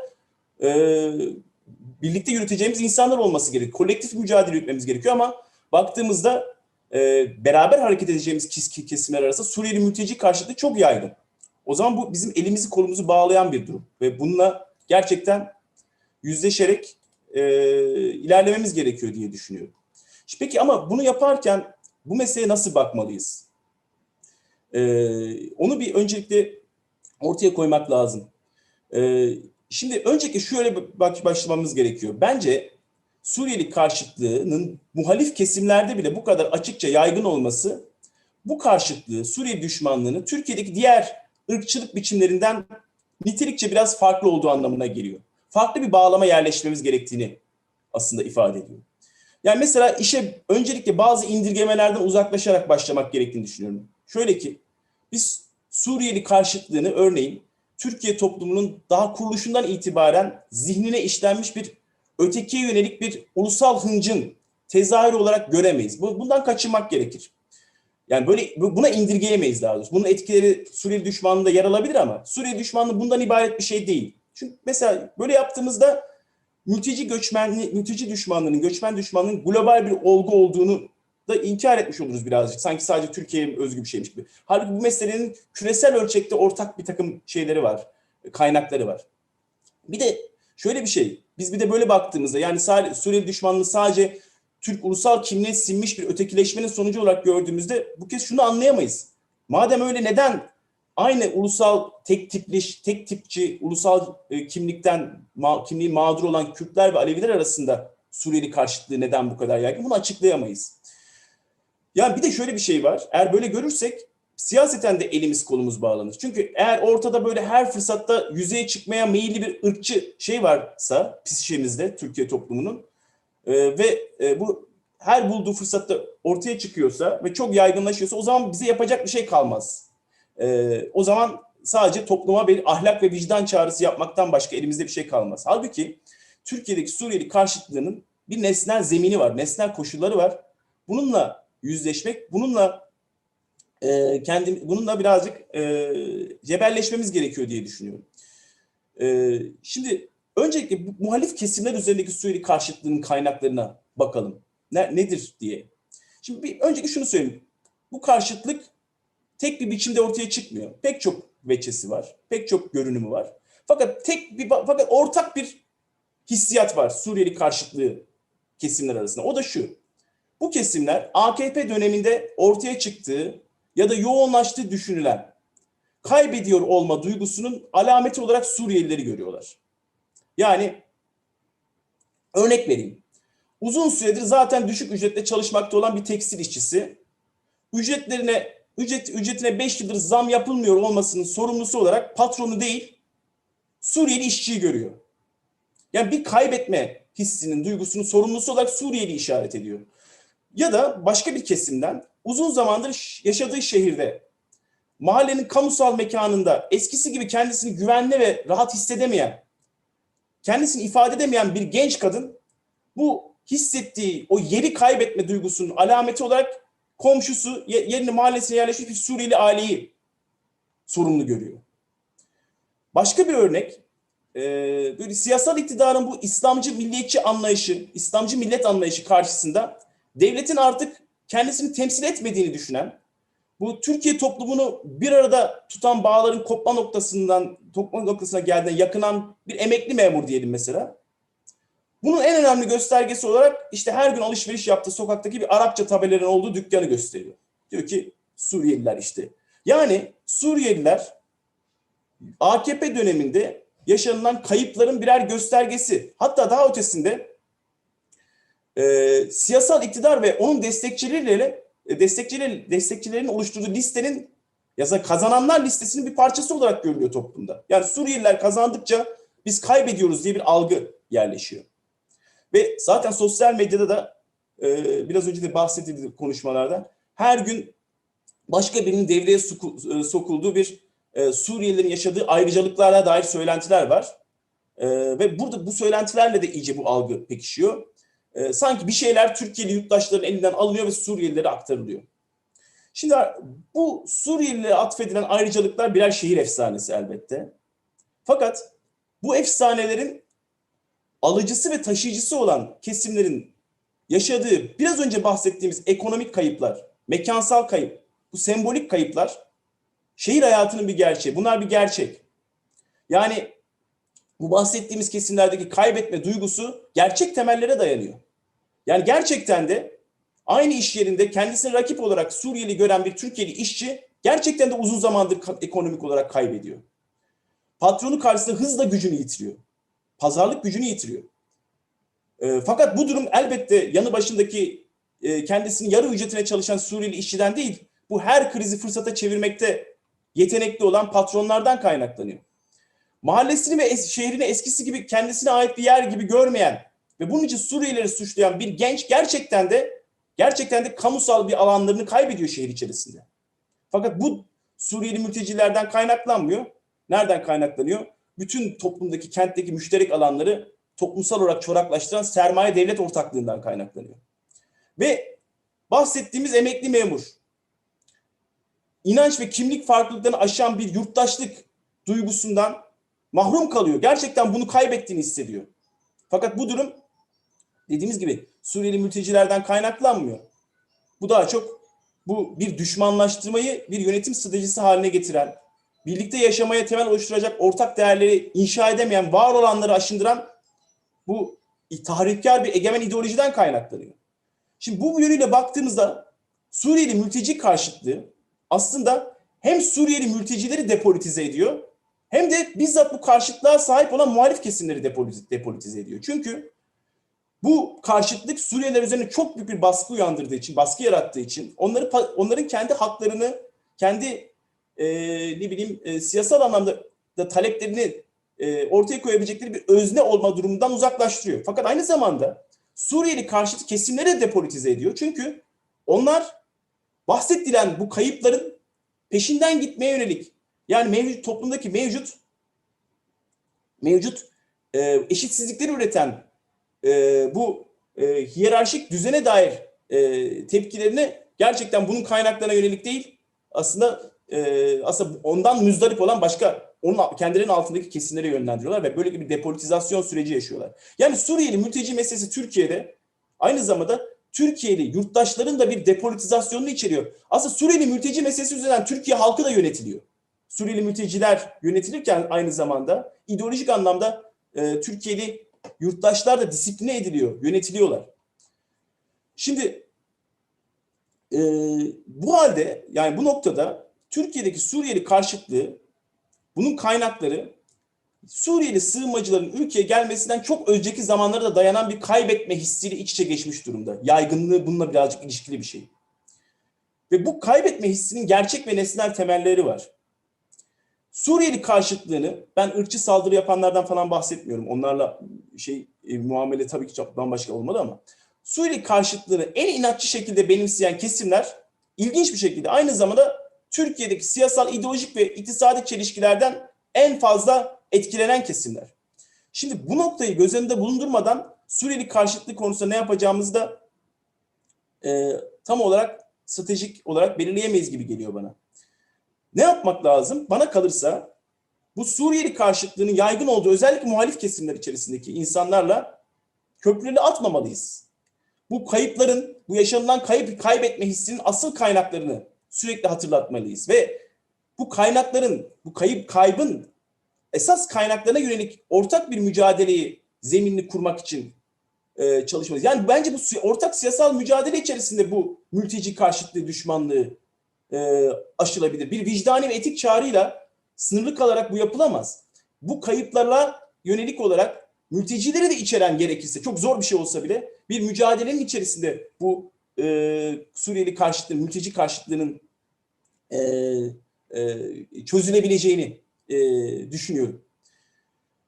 Şimdi buna mesela bir örnek vermek istiyorum. Biz burada yurttaşlık meselesi, vatandaşlık meselesi gündeme geldi. Prensip olarak bu ülkede 10 senedir bulunan ve bu ülkenin emek süreçlerinde en ağır koşullarda yaşayan mültecilerin vatandaşlık hakkının kesinlikle tartışılması gerekiyor.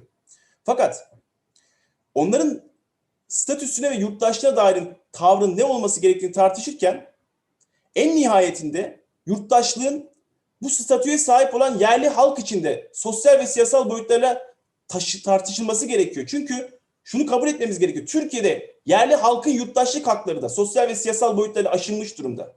Yani Suriyelilerin vatandaşlığını genel olarak Türkiye'deki herkes için yeni ve gerçek bir yurttaşlık anlayışıyla bir bütün olarak kamu yararına ve yeni bir toplumsal sözleşme ekseninde konuşmak gerektiğini düşünüyorum ben. Suriyeli mülteci meselesini Türkiye'li yurttaşların genel yaşadığı kaybetme duygusundan, kaybettiklerinden bağımsız olarak tartışmamalı. Bununla bütünleştirerek, bununla ilişkilendirerek tartışmalıyız.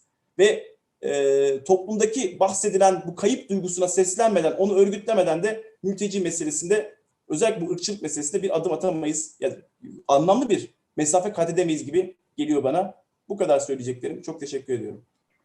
Cenk Hocam çok teşekkür ediyoruz. Çok değerli sunumunuz için.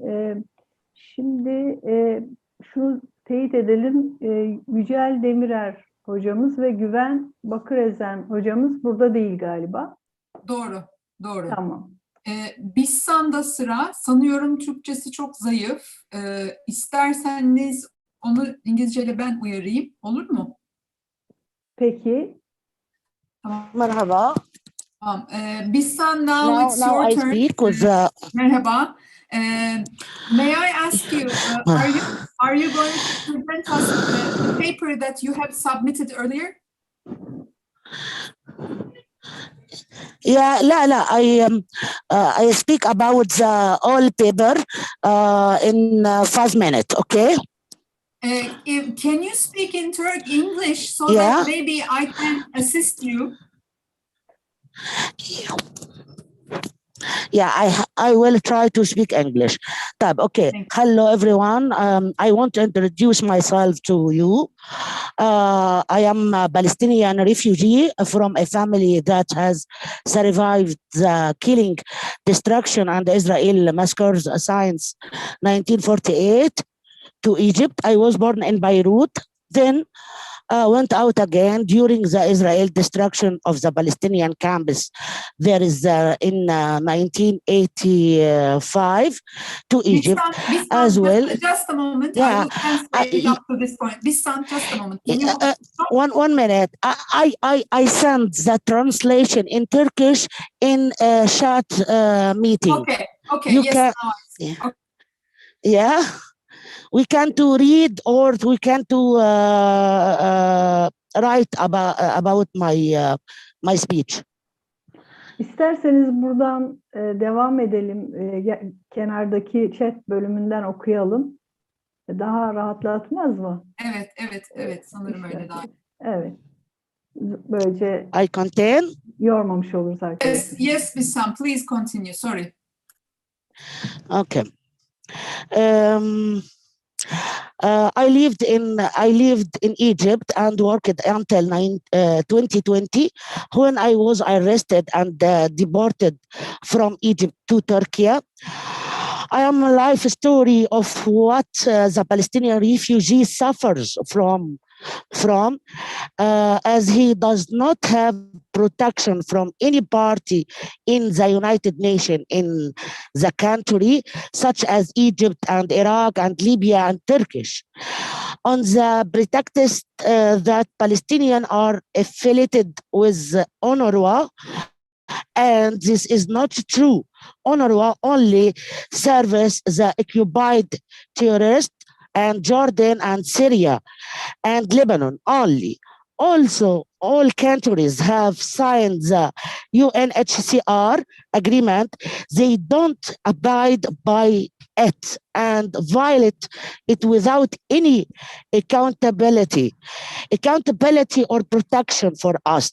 Turkey itself treat the Palestinian who feel the war of the Syrian regime without any protection, and the High Commissioner, the UNHCR, does not intervene in their protection, except in expectation cases, on the pretext that they are registered with UNRWA.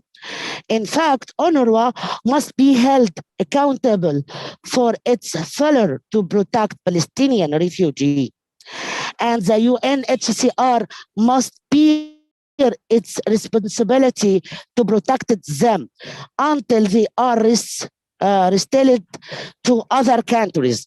While a country like Malaysia, through the UNHCR, granted protection to Palestinian refugees from Syria.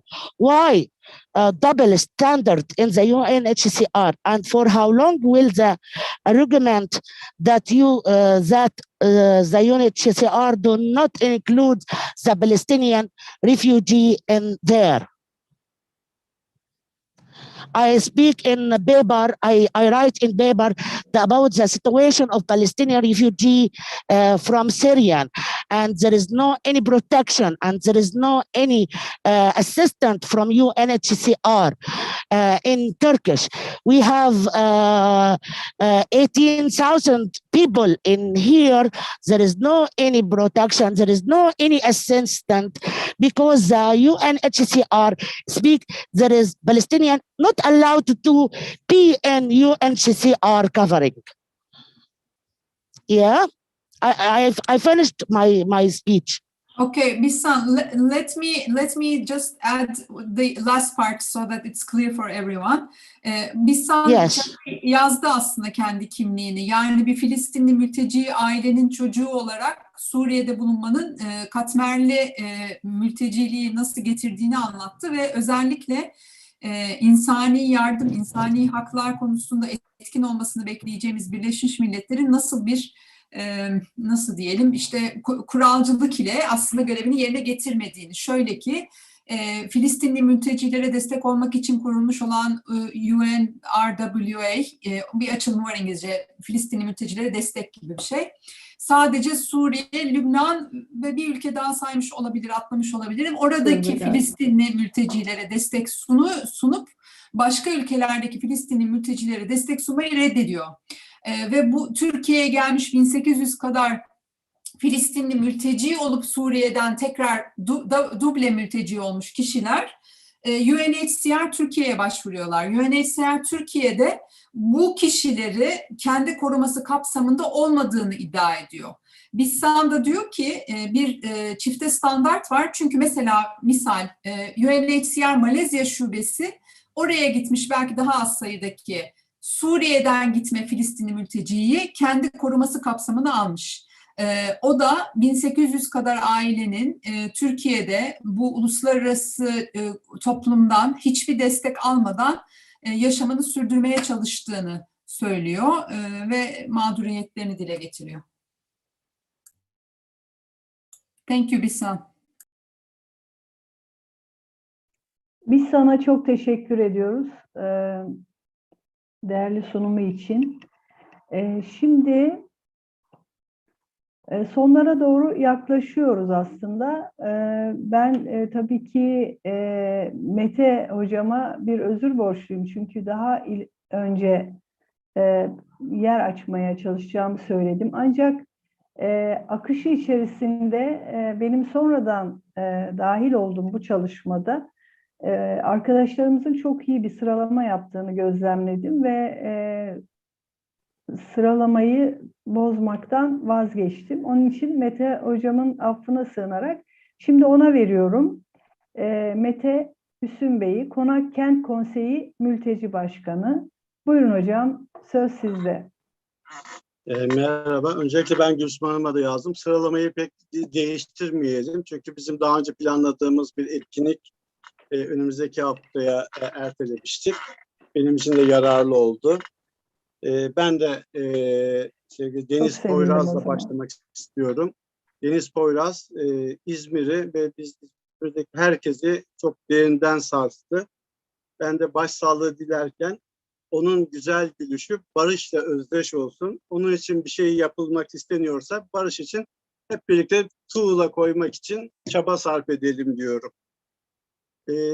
Ben çok kısa, kendi sürecimizde çok kısa bahsederek önerilerimi getirmek istiyorum. Biliyorsunuz İzmir uzun yıllar ve halen de devam ediyor. Transit geçiş noktasıydı.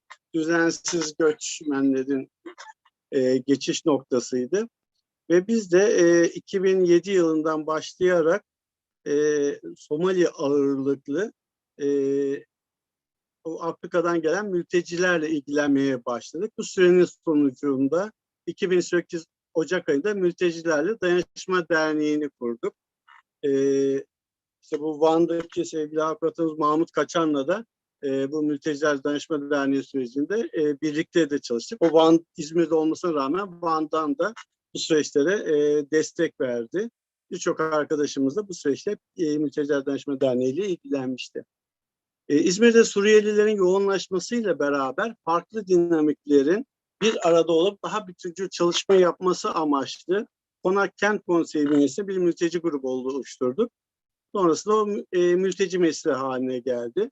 Bu yapı içinde işte hak temelli oluşumlar, demin konuştu Sosyal Hizmet Uzmanları Derneği, Psikologlar Derneği, Halkların Köprüsü Derneği, özne olarak Suriyeli Mültecilerle Dayanışma Derneği, muhtarlarımız ve farklı oluşumlar ve birazdan da değineceğim Deri Tekstil Kundura İşçileri Derneği gibi çok sayıda oluşumla bir araya geldik. Akademisyenler de vardı içimizde. Ve ana ilke olarak da karşılıklı entegrasyon ilkesini benimsedik.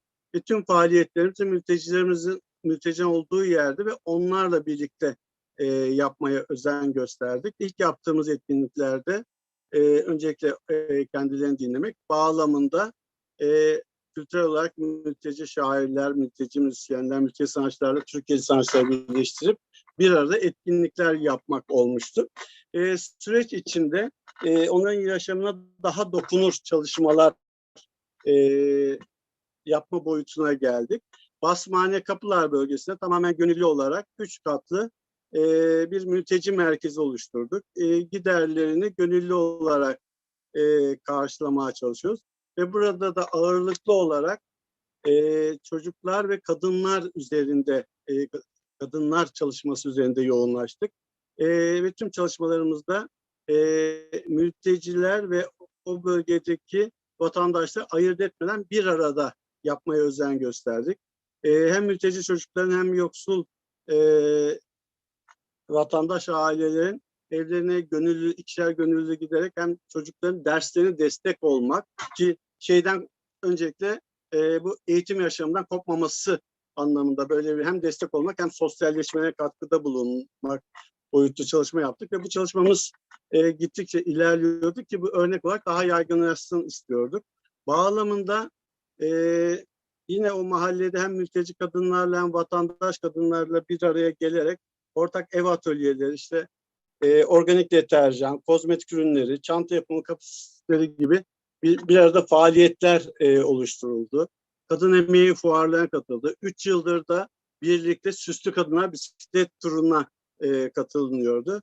Ve bizim buradaki amacımız artık bir mahalle çalışması yapmaktı ve artık mahallede de farklı yapılarla bir arada olmayı ve kendimizi de kabul ettirmeyi başarmıştık. Ama ne yazık ki bu 1,5 yıldır bu pandemi süreçte uğraştık. Bu dönemde de artık biraz daha ekonomik dayanışma, özellikle kira dayanışması örgütledik. Yine ayrım yapmadan hem mülteci aileler hem de yoksul vatandaş ailelerle birlikte çalıştık.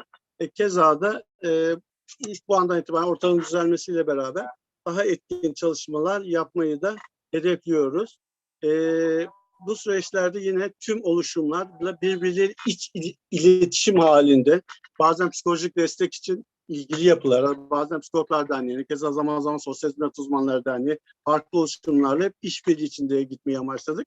Buralarda hem yerel yönetim, hem kamu, hem sivil toplum, hem duyarlı vatandaşlarla iç içe olmak ve birlikte üretmek daha anlamlı.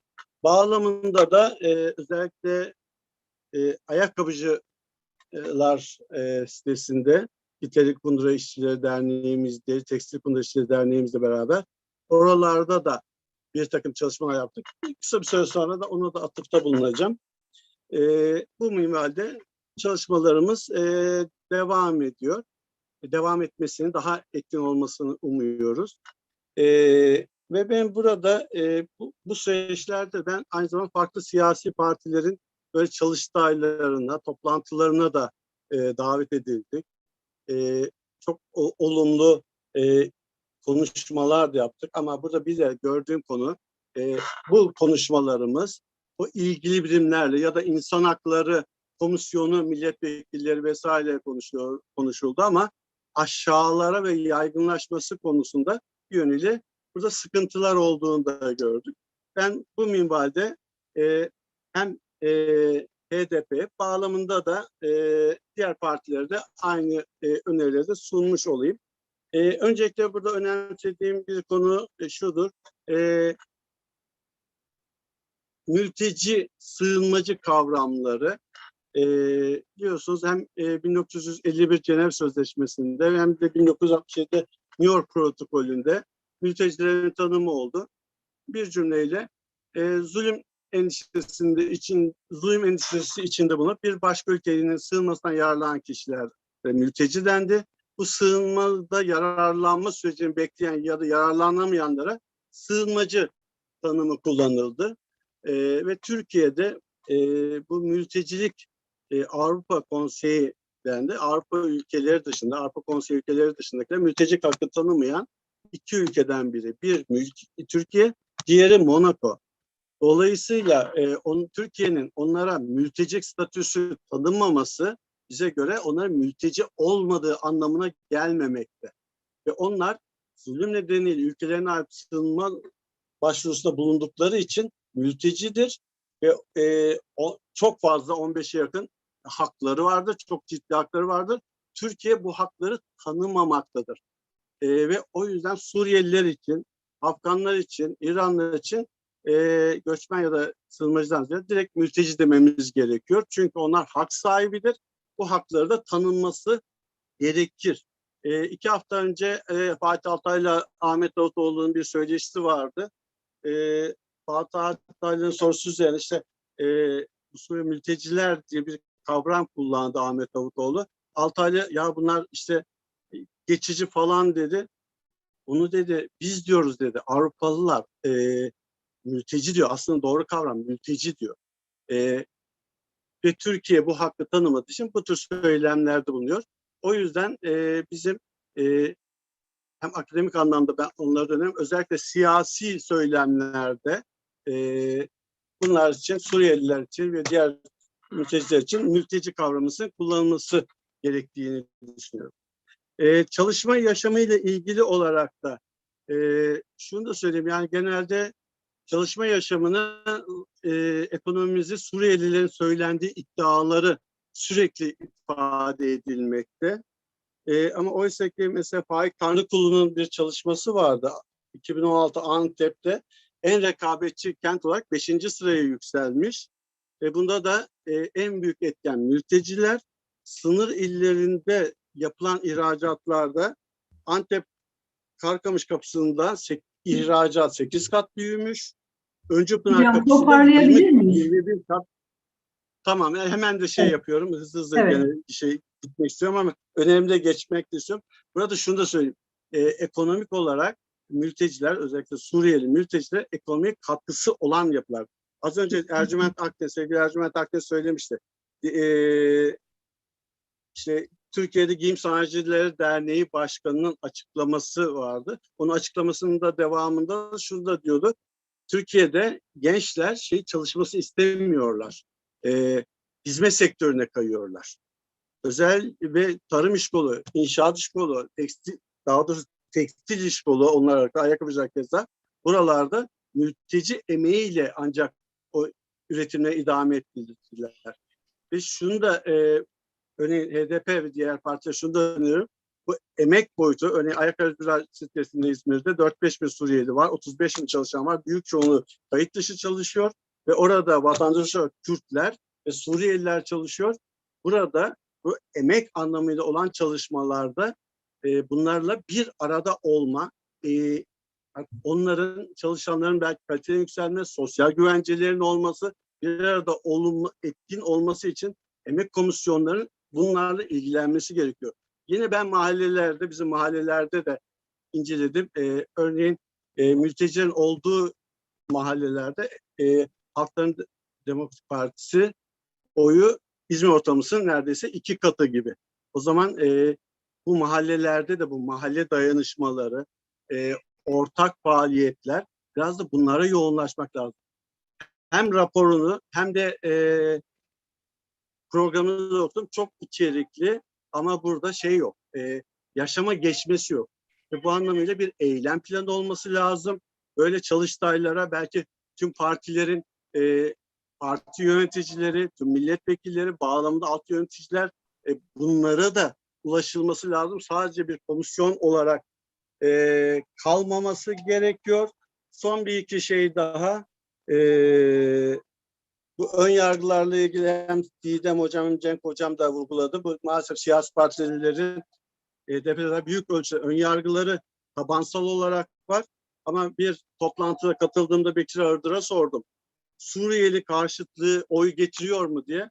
Her partinin tabanında bir milliyetçilik var. Bundan diyor özel bir oy olarak da yansımıyor diyor. Benim burada özellikle önerim artık bir eylem planı olması lazım. Ve yaşama dokunan etkin çalışmalar yapmak lazım. Artık bundan sonra yaşamda karşılığı bulunması lazım. Biz çalışmalarımızda temas ettikçe, onlarla tüm yapılarla iletişim kurdukça bunun olumlu olduğunu gördük. Ben tekrar söylemek istedim. Bunun için teşekkür ediyorum. Çok teşekkür ediyorum.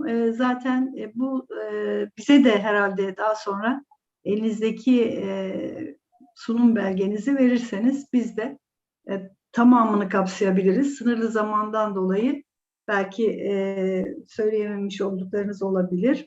Şimdi ben Selahattin Hocam'a vereceğim ama şöyle şu anda sunumlarımız tamamlanmış oldu. O yüzden kısa bir toparlamayla bitirip daha sonra da soru cevap olarak varsa soruları cevaplandıracağız. Çok değerli sunumlar oldu bu bölümde. Bu bölümde HDP Göçmen ve Mülteci Komisyonumuzun düzenlediği bu çalıştayın ikinci oturumunda tırnak içinde gerçekten mülteci krizinin çözülmesi için yapılması gerekenler ve alternatif politikaları tartıştık ve pek çok öneri oldu. Burada özellikle sevgili Ercüment Akdeniz'in giriş konuşmasına birçok atıfta bulunuldu. Yani mültecilik tabii ki bir hak mücadelesi olarak kaçınılmaz bir şekilde o da sürecek ama esas olarak bir siyasal mücadele olarak buraya eğilmek gerektiğini ve sınıfsal boyutlarının ortaya çıkarılması gerektiğini, sermaye stratejisi olarak mültecilik sorununa yaklaşmak ve bunun karşısında bir işçi stratejisi, emek stratejisi kurmak gerektiğini söyledi. Özellikle bu ümmet kardeşliği meselesinin burada çözüldüğü vurgusunu yaptı. Ve bu oturumumuzda insancıl bakış açısının sorunlarına Ruhi Hocamız değindi. Ve şöyle söyledi, göçmenler ve mülteciler hiçbir zaman konuk değiller ki bunu herhalde altını defalarca çizmek gerekiyor. Güncel politikada çok fazla buraya vurgu yapılıyor. Didem Hocam küresel dayanışmanın önemine vurgu yaptı ve bir taşeronlaştırma politikası olarak göçe eğilindiğini vurguladı. Ve Hediye Levent Hocamız da bu vekalet savaşlarına vurgu yaparak aslında dünyada başlayan Arap Baharlarında kadınların öne çıktığı Arap Baharı'ndaki umutların nasıl başka bir şeye dönüştüğünü, dolayısıyla demokrasi mi yoksa karnının doyması mı, insanların bu ikilem içerisinde mahkum edilmeye çalıştığı vurgusunu yaptı. Ve özellikle de kuraklığın da göçün sebeplerinden olduğu vurgusu bence çok önemliydi. Pek çok güzel katkı oldu. Atladıklarım olabilir ama şunu vurgulamadan geçemeyeceğim. Cenk Saraçoğlu'nun bu Suriyeli düşmanlığının kaynakları ne sorusuna özellikle sevgili Deniz Poyraz'ın da yaşamını sürdürdüğü, yaşamını geçirdiği Kadife Kale'de yaptıkları araştırmalardan yola çıkarak aslında göç sorununun yerel bir sorun, sadece Türkiye'ye özgü olmadığını, yani göçteki bu göçe yaklaşımdaki bu Türkiye'de Suriyeli düşmanlığı olarak geçiyor ama yabancı düşmanlığı olarak da bakabiliriz. Bunun küresel boyutları olan bir düşmanlık olduğunu, yabancı düşmanlığının ve bununla bununla yüzleşmemiz gerektiğini söylüyor. Bütün partilerin, siyasi partilerin de özellikle kendi partimizin de, HDP'nin de aynı şekilde. Çünkü insan hakları mücadelesinin iki yüzüne dikkat çekti sevgili hocamız ve hani kendisi için insan hakları mücadelesi yürütenlerin nasıl oluyor da örneğin Suriyeliler için Suriyelilere karşı olabileceği noktasını sorgulamak ve buradan birlikte bir yaşam sürdürebileceğimiz politikaları üretmemiz lazım. Burada da kaybetmeye vurgu yaptı. Kaybetme yani güvenceli bir yaşamdan uzaklaşmak ya da ona erişememek, inanç, kamusal olarak, iş, aş olarak, güvenlik olarak, kimlik olarak bütün bu meseleleri elimizden kayıp giden şeyleri kaybettiğimizde bunun nedenini sorguladığımızda bir Suriyeli karşıtlığı ya da yabancı düşmanlığı ile bunu tanımladığımız zaman ister istemez yani depolitize olmuş bir toplum olarak bu meseleyi yanlış yerlerde yani sorunlarımızı kaybettiğimizi yanlış yerlerde aramaya başlıyoruz. O yüzden politikleşmek ve kaybettiğimiz şeylerin gerçek sahiplerine, bize bunu kaybettirenlere öfkemizi yöneltmek gerektiğini çıkartıyorum ben bu sunumdan. Pek çok şey var. Sunumumuz mutlaka yazılı olarak da basılacak. Ve buradan bizlere de çok görev çıktı. Özellikle parlamentoda da gündemleştirmemiz gereken pek çok şey var. Kanun teklifleri ve benzeri şeylerle. Hepimiz parlamentonun nasıl zayıflatıldığını biliyoruz. Orada elbette ki verdiğimiz kanun tekliflerinin geçtiğini farkındayız. Fakat bunu gündemleştirmek ve bu konuda çalışmalar yapmak, buraları zorlamak önemli. Herkese Deniz Poyraz'ın anısına adadığımız bu çalıştayda verdiği emekten, katkılarından dolayı çok teşekkür ederek şimdi soru cevap ve katkı bölümü için ilk sözü HDK Mersin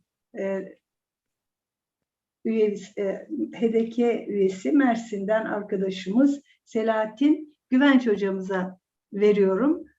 Hocam kısa tutarsanız çok seviniriz. Yani şimdi artık soru cevap kısmındayız. Buyurun. Teşekkür ediyorum. Ben hemen hızlıca gireyim. Ben HDK Merkez Yürütme Kurulu üyesiyim. Ayrıca HDK Göç ve Mülteci Meclisi üyesiyim. Çukurova Göçler Başkanıyım Mersin'de. Çukurova'da HDK örgütlenmesini yapıyorum. Böyle kısa kendimi tanıttıktan sonra da bir iki şey söylemek istiyorum. Tam 16 yıldır iç göç ve sonra da mülteci çalışmalarına katıldım. 16 yıldır bir çalışma yürütüyorum. Sahada bir çalışma yürütüyorum. Biraz keşke zamanım olsaydı size Çukurova'yı biraz anlatabilseydim. Biz HDK olarak bu kongrede bir Çukurova'da göçmen tarım işçiler çalıştay kararını çıkardık. Tabii bu HDK bunu öncülüğü yapsa da çoklu kurumların katılacağı bir çalıştay olacak. Ben onun için Çukurova ile ilgili bir iki bilgi vermek istiyorum size. Yani Çukurova'da neden göçmen tarım işçileri ne durumda, ne kadar ve bununla ilgili bilgi de vermek istiyorum. Ondan önce de şunu söyleyeyim. Türkiye Cumhuriyeti Devleti iç göçte olsun, göçmen meselesi politikalarından olsun oldukça usta bir durumda. Tarihten gelen bir deneyimleri var. Devlet deneyimi var. Ve dolayısıyla devletin planları var. Bunu önce anlamak lazım. Mesela Şark İstihat Planı devleti çok önemli bir planıdır. Ve Kürt göçüyle ilgili bir plandır. Onun detaylarına girmiyorum. Ben inanıyorum ki bu mülteci konusunda da devletin bir planı var. Bu konuda da çalışma yapıyorlar. Bakın birçok arkadaş söyledi ama ben de şunu söyleyeyim. Çukurova topraklarının %50-60'ı ekiliyordu. Son Suriyeli sığınmacılarla birlikte %100'ü ekiliyor. Bunun da çok örnekleri var. Şunu gelmek istiyorum. Ayrımcılık konusu, nefret söylemi konusu bunlar evet bunlar çok derin konusuna. Asıl bizim içimizi inciten mesele şu. 20 yıl, 30 yıl önce göçle gelen, zorla yerinde edilmiş Kürtlerle şu anda Suriyeli mülteciler mahallelerde yan yana duruyorlar. Tarlalarda, su birikintilerde, çadırlarda yan yana oturuyorlar. Ama ne yazık ki onların bile, bu iki kesim arasında bile bir sorun var. Birbirini kabul etmeme sorunu var. Demin arkadaşlar sordular. İşte haklarımızı aldılar diye. Bizi en çok içimizi inciten budur. Ben 38 yerleşim yerinde örgütümle birlikte çalışma yaptım. 38 yer dediğim şey şu: nerede bir su birikintisi varsa, nerede bir kanal boyu varsa orada çadır kentler oluşmuş. Bu çadırlar böyle mevsimlik bir yaşam değil. Sürekli bir yaşam. 25 yıldır çadırda yaşayanlar var. Bunlar Kürtlerdir. Özellikle Besna bölgesinden gelen Kürtler. Sonra buraya Suriyeli mülteciler de geldi. Birlikte yan yana uluslararası çok uluslu çadır yerleri oluşmuş. Şimdi buralardan en çok bizi anlattığımız şey şu: özellikle iş göçle gelen, zorla yerinde edilmiş kişiler. Aman bu mültecilere ayrımcılık siz yapmayın. Aynı kaderi paylaşıyorsunuz. Bu yanlıştır.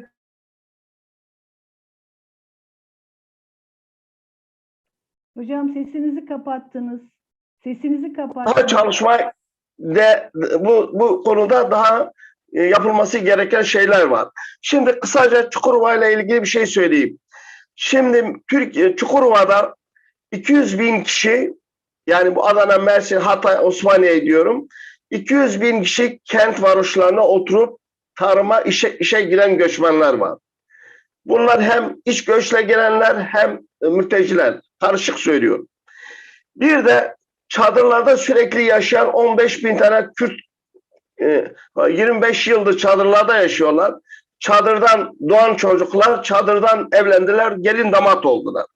Bunların yanında Suriyeli sığınmacılar geldi, bu sayı 100 bine ulaştı. Çukurova bölgesinde buradan 4 yola kadar, Hatay 4 yoluna kadar büyük bir kitle oluştu. Dolayısıyla biz bu Çukurova'da eğer bu göçmen tarım işçilere yönelik bir çalıştayda çoklu kurumlar, sessiz bugün buraya katılan katılımcıların da katılırsak bunun üzerine bir politik belge oluştururuz. Bir yol haritasını belirleriz ve bu konuda bir yol ilerleme kaydederiz. Çözüm önerisi şudur: sahada olmaktır. Sahada olursanız çözümü rahat bulursunuz. Bakın, biz sahada olduğumuz zaman çok kolay öğreniyoruz. Diyor ki, kadınlara sorduk, sizin sorunuz ne? Bir, biz sera çadırların altında ölüyoruz, boğuluyoruz, zehirleniyoruz. İki, biz tarlada sabahtan akşama kadar hiç tuvalete giremiyoruz. Tuvalete gidecek kadınlar söylüyor. Gidemiyoruz, öyle bir imkanımız yok. Birçok kişi de bu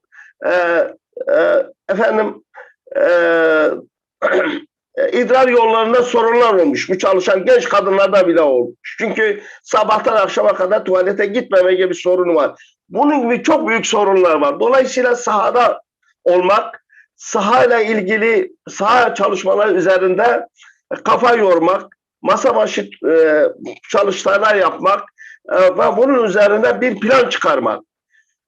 Bence bu önemli bir çözüm olabilir. İkinci sorun da mültecileri örgütlemek çok zor. Mümkün değil. Biz çok uğraştık. Neden? Geri gönderme diye bir yer var. Bir sorun var. Bir kabus yeri var. Birisi en ufak bir sorun yaşasa hemen geri gönderme merkezden gönderiliyor ve kayboluyor. Biz birkaç arkadaşla, kaç kişiyle ilişki kurduk. Onları örgütleyebileceğimiz sandık ama bir müddet sonra bunların kaybolduklarını gördük.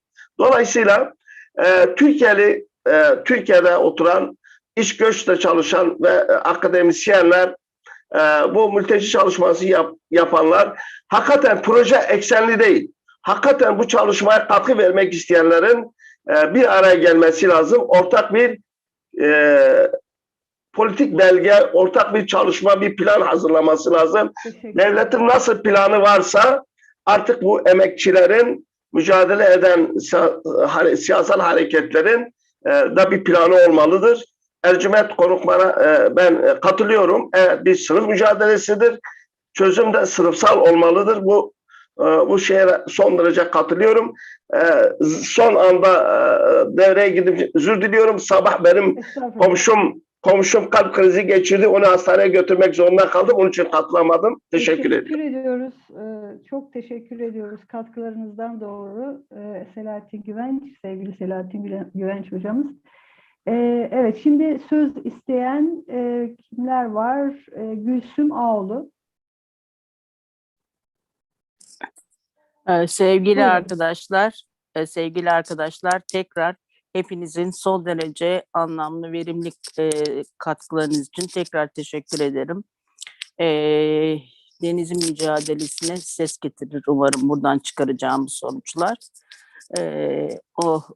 Ona hizmet etmesi, onun anısına bir olması ve bayrak olması çok bize bir anlamda ferahlatıcı olur içimizi. Benim arkadaşların söylediği, sanırım Cenk Hoca'nın da söylediği, mültecilere karşı önyargılı olan, yaklaşımları olan, nefret söylemi değil ama benimsemeyen, niye geldiler tarzındaki kitlelerin HDP'liler arasında da yaygın olduğunu söyledi. CHP'lileri biliyoruz, HDP'de de olduğunu biliyoruz. Yani biz hatta bunu bir veri olarak alıp bunu önlemeye yönelik bir eğitim çalışması yapmak gibi, özellikle ağırlıklı olarak mülteci olan, daha yoğun mülteci olan illerde bir eğitim çalışması yapmaya hedefledik. Çünkü tabii bu mucizevi bir şekilde bunu birden kaldıracak gibi değil ama bu önyargıların neden kaynaklandığını, çünkü önyargılara dayalı çoğu, doğru bilinen yanlışlardan kaynaklandığı, işte üniversiteye şeysiz geliyorlar, sınavsız geliyorlar, maaş alıyorlar filan gibi. Bunları da içeren partimizin tüzük ve programını tümüyle içselleştiren, çünkü partimiz sonuç itibariyle buna karşı duran, eşit yurttaşlık temelinde anayasa altında güvenceye alınmasını hedefleyen bir politikası var. Bunu da içeren bir eğitim modülü hazırladık. Yani bunu kısa sürede illerde, yoğun mülteci olan illerde paylaşacağız. İkincisi, Ercüment Hocam söylüyor. Çok haklı, sınıfsal olduğuna dair tespiti. Tabii sermaye o denli akıllı ki bu yoğun işsizlik döneminde mültecileri zaten ağır işsizlik koşullarında yoksulun da yoksulu şartlarda çalıştırıyor. Bu anlamıyla emek piyasasında kötü ve güvencesiz şartlarda çalışan Türkiye'li emekçilerle mülteciler karşı karşıya gelince benim gelip ekmeğimi, lokmamı paylaşıyor şeklinde doğru olmayan bir tespit oluşuyor. Halbuki oradan çıkan şey, sizin lokmanızı onların paylaşması bir devletin bir politikasının sonucudur. Böyle bir buna karşı mücadelede ortak birleşik mücadeleden geçer diyen bir yerden politika geliştirmenin gerekli olduğunu hedefleyip bunu söylemenin anlamlı olduğunu söylüyoruz. Üçüncüsü yani sonuçta ortak birleşik mücadele, sınıf mücadelesi içinde. Üçüncü de Hatice'yi gördüm, birazdan söz alacak sanırım. Bu çalıştayın eksiklerinden biri bence LGBT'lerden bahsettik, kadınlardan bahsettik, çocuklardan bahsettik, onların sorunlarını dillendirdik ama engelli mültecileri eksik bırakmışız. Bu kısmının eksik olduğunu biliyorum. O anlamıyla Engelli Mültecileri Komisyonu eş sözcüsü Hatice'ye bir borçluyuz. Belki kendini dillendirmek, yani kendi illerinin, kendi engelli mültecilerin sorunlarını dillendirmek ister diye düşünüyorum. Tekrar çok teşekkür ederim. Sağ olun, bir araya geldiniz, katkı verdiğiniz için. Bu arada Didem Hocam ayrılmak zorundaymış. Kendisine tekrar teşekkür ediyoruz. Biz de Sağ bitirmek olsun. üzereyiz. Son söz sanırım, yani başka soru ya da katkı yapmak isteyen yoksa Engelliler Komisyonu eş sözcümüz Hatice arkadaşımıza söz veriyoruz. Buyurun Hatice Hocam. Herkese merhaba. Ben de içimizde bir okyanusa dönen üzüntünün ve acının dirence dönüşerek tekrar denize hediye edilmesi temennimle konuşmaya başlamak istiyorum. Çok değerli bir çalışmaydı. Teşekkür ederim emek veren herkese. Bir katılımcı katkı sağlayan değerli arkadaşlarımızdan birisi mülteci krizinin kavramsal olarak eleştirisini yaptı. Aslında özellikle ayrıştırmaların ve dışlanmaların yönlendirildiği kesimlerde, ötekilerde gerçekten kelimelerin çok büyük bir anlamı oluyor. Çünkü göçmenin ve mültecinin bir kriz olarak algılatılması aslında sorunun da bir anlamda sebeplerinden birisine dönüşüyor. Baktığımız zaman bir mülteci ve göçmen krizi yok. Son dönemlerde Peker'in videolarıyla topluma yansıyan bir terminoloji var. Çökme meselesi. Gerçekten de Osmanlı tarihine baktığımız zaman bunun çok üzülerek toplumumuzda bir tarihsel miras olduğunu, epigenetik bir aktarım olduğunu görmek lazım. Kendi coğrafyamız için söylüyoruz. Kendi coğrafyamız kanlı bir coğrafya ve genel anlamda aslında farklı ırkların, farklı kültürlerin, kendisinden farklı olanın hayatına çöken bir gelenek var. İşte Ermeniler önümüzde bir örnek, Kürtler, Aleviler vesaire. Ve geldiğimiz son tarihte 100 yılda kapitalizmi de aslında sistemsel olarak çok özet bir yaklaşımla bununla ilişkilendirebiliriz. Küresel bir çökmeyle karşı karşıyayız. Yani kapitalizmin kendine uygun gördüğü, gerekli gördüğü alanlara, coğrafyalara tabiri caizse gidip çöktüğü ve savaş çıkarttığı bir realite içerisindeyiz şu an. Ben gerçekten engellilik konusunda bir katkı yapmak istiyorum. Birkaç arkadaşımız engellilikle ilgili vurgular yaptı fakat bu konu gerçekten engellilik konusu toplumumuzda zaten her zaman etiketleme ile birlikte görünmemeyi de getiren, görünür olamayan bir kesimi ifade eden sürece evrilir. Göçmen ve mülteci engelliler için de bu şekilde. 2003 yılında 680 milyon dünyada engelli olduğu yönünde bir araştırma var. 2015 yılında da bu rakamın 1 milyar 80 milyona ulaştığı yönünde bir bilgi var. 2015'ten 2021'e gerçekten de bu sayının ne noktada olduğunu tahmin edebiliriz ki aslında sistem bunu bize vermiyor. Peki neden vermiyor? Çünkü savaşlar aslında militarizmin ve hamasetin tavan yaptığı ve topluma bu şekilde enjekte edilerek, bu duygularla enjekte edildiği bir kaos ortamıdır. Bunun üst seviyeye çıkarılmadığı hiçbir toplumda savaş çıkartılamaz. Dolayısıyla aslında ırkçılığın ve pompalanarak ortaya çıkartıldığı, bu duyguların üst seviyeye çıkartıldığı toplumlarda elbette ki savaşın sonucu olan, savaşın görünür hale geldiği, parçalanmış olan bedenlerin görünmesi, bilinmesi, bu sayıların ortaya çıkartılması istenmez. Çünkü aslında ölenler hep söylenir ve ölenler üzerinden de bir hamaset yükselir ve o şehit cenazeleri üzerinden savaş politikaları devam ettirilir. Dolayısıyla da engellilik gündeme getirilmek istenmez. Oysa ki savaşlarda ölüm ve engellilik madalyonun iki yüzüdür.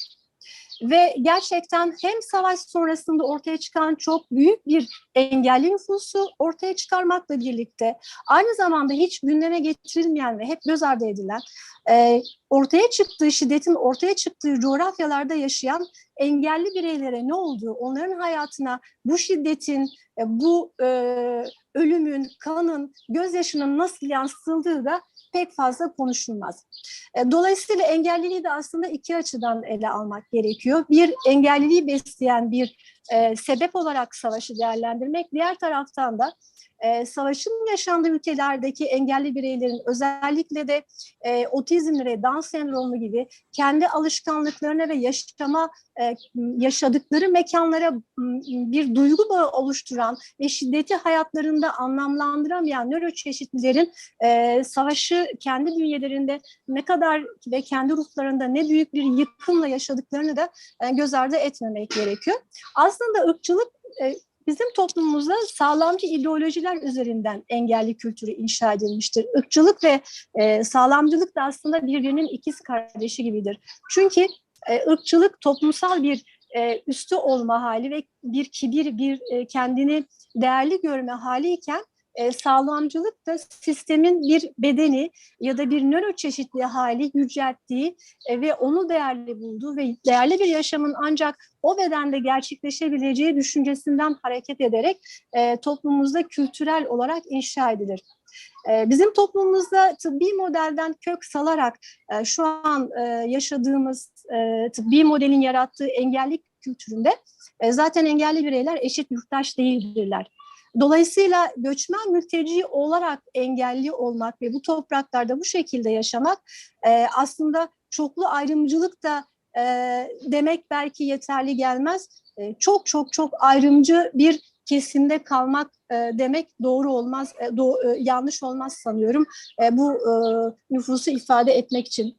Dolayısıyla bizim ülkemizde yaşayan göçmen engelli mülteciler gerçekten hem sosyal dışlanma, hem sosyal ayrımcılık, sosyal yalnızlık, izolasyon ve damgalanma açısından birçok yerlerden sosyal basınca ve negatif bir ön yargıya maruz kalırlar. Öncelikle dil onlar için ayrı bir engeldir. Farklı bir dili konuşan coğrafyaya gelip engelli bir birey olarak yaşamak zaten başlı başına bir ikinci engeldir. Onun dışında barınma, istihdam, eğitim ve sağlık konularında engelli bireyler gerçekten bu ülkede görünmez hayalet birer bireyler gibi yaşamaktadırlar aslında. Ve en çok da savaş anlarında saklanmak istenen, izolasyona tabi tutulmak istenen kesimlerdir. Çünkü militarist yaklaşımın, savaşçı politikaların engelli bireylerin toplum tarafından görünmesini hiç istemediğini ve bu konuda bir defans oluşturduğunu Nazi Almanya'sında örnekleriyle görüyoruz. Hocalarımızdan birisi şu soruyu sordu. Peki biz bunu nasıl çözeceğiz? Ya da bu sorunun kaynağı nedir? Kişisel fikrim aslında genel anlamda toplum olarak bir sahip olma duygusuyla yaşıyoruz. İnsan olmanın belki de içimizde olan en negatif duygularından birisi. Sahip olmak istiyoruz. Her şeye sahip olmak istiyoruz. Bu sorunun cevabını bize bir anlamda pandemi, yani koronavirüs okumak isteyenler için mesajlarıyla gönderdi aslında. Çünkü bütünsel bir şekilde bütün bir evren olarak birbirimize bağlıyız. Yani bugün Wuhan'da karnı aç olan bir insanın bize ne diyemeyeceğimiz noktasını yaşıyoruz. 2 yıldır bundan kaynaklı aç olan bir insanın yabanıl doğadan beslenme ihtiyacından kaynaklı 2 yıldır dünya olarak pandemi yaşıyoruz. Dolayısıyla cevap şu. Toplum olarak şunun farkına varmamız gerekiyor. Sorgulamalar yapmamız gerekiyor. Bu sahip olma duygusunu sorgulamamız gerekiyor. Yani aslında ne şu an içinde yaşadığımız bu ev, ne üzerinde yaşadığımız bu toprak, ne bu ülke, ne bu evren, hatta ne bu gezegen. Sahibi değiliz. Sadece sınırlı bir süre için ziyaretçisiyiz. Teşekkür ediyorum. Çok teşekkür ediyorum. Çok değerli katkılar için. Bu vesileyle de bir eksiğimizi de tamamlamış olduk bu çalıştayda. Başka yani soru ve katkı anlamında bir şey almadım. Sanıyorum tamamlıyoruz. Yani şu ana kadar soru gelmediği için bu çalıştayı biraz da bir 20 dakika yaklaşık erken tamamlıyoruz. Katılımlardaki düşük eksikliklerden de kaynaklı. Fakat gerçekten çok verimli bir çalıştay olduğunu düşünüyorum ben de. Şöyle diyeceğim, Hrant Dink'i kaybettiğimizde o gün şöyle demiştik, hepimiz Ermeniyiz. Şimdi denizi kaybettik ve yine hepimiz deniz olduk. Aslında hepimiz mülteciyiz de, çünkü bu çalıştayda bu da çıktı. Yani aslında temelden bazı şeyleri sorgulamak gerektiği de çıktı. Yani yurttaşlık anlayışını bir kere sorgulamak gerektiği de çıktı. Bu topraklar üzerinde yani yerli olanların da aslında mülteci konumuna geldiğini, tırnak içinde bir mültecileşmenin yaygınlaştığı bu tartışmadan çıktı. Dolayısıyla bütünsel politikalara ve birlikte mücadeleye ihtiyacımız var. Her ne kadar mültecilerin, göçmenlerin, sığınmacıların örgütlenmesi zor diyorsak da halkın yaratıcılığı sınır tanımaz ve biz de bu konuda mücadeleyi en geniş şekilde kucaklamalıyız. Serpil, ben bir şey diyebilir miyim bitmeden? Buyurun. Ben Hatice Hanım'ın konuşmasından çok özür dilerim, çok etkilendim. Buyurun. Biz bir etkinlik, geçmiş yıllarda Dünya Mülteciler Günü'nde engelli mültecilerle engelli spor derneklerini birleştirdik. Buluşturarak etkinlikler yapmıştık. O vesileyle ben engelli sempozyum toplantılarına da katılmıştım. Ve ben şunu çok net olarak görüyorum. Türkiye'de aslında bir engel sorunu yok. Bir engellenme sorunu var.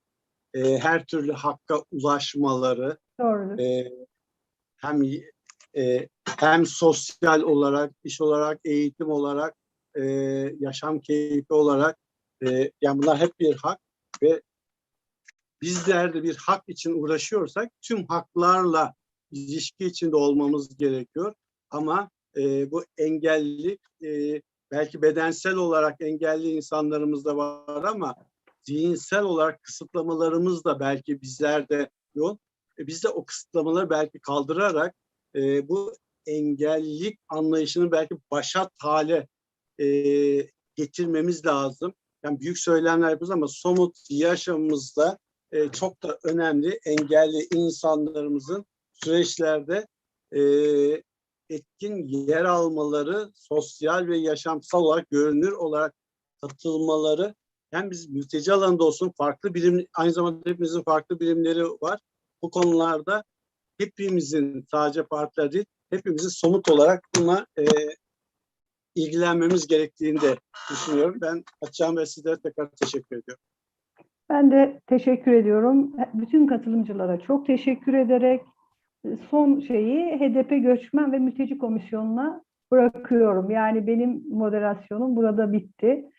Sevgili vekilimiz Gülistan Koçyiğit'in olmayışı sebebiyle son anda bu görevi üstlenmiştim.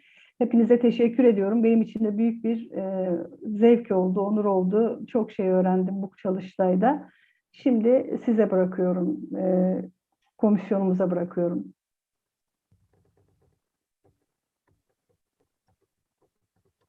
Zaten eş sözcüm Veli Saçılık eylem için çıktı. Tamam. O Ben zaman de kapatıyoruz herhalde. tekrar teşekkür edip herkesi sevgiyle, saygıyla selamlıyor olduğumu söyleyeyim. Ben çıkmadım henüz.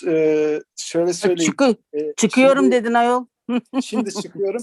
Deniz için eyleme gidiyoruz. Ankara'da 18.30'da eylem var.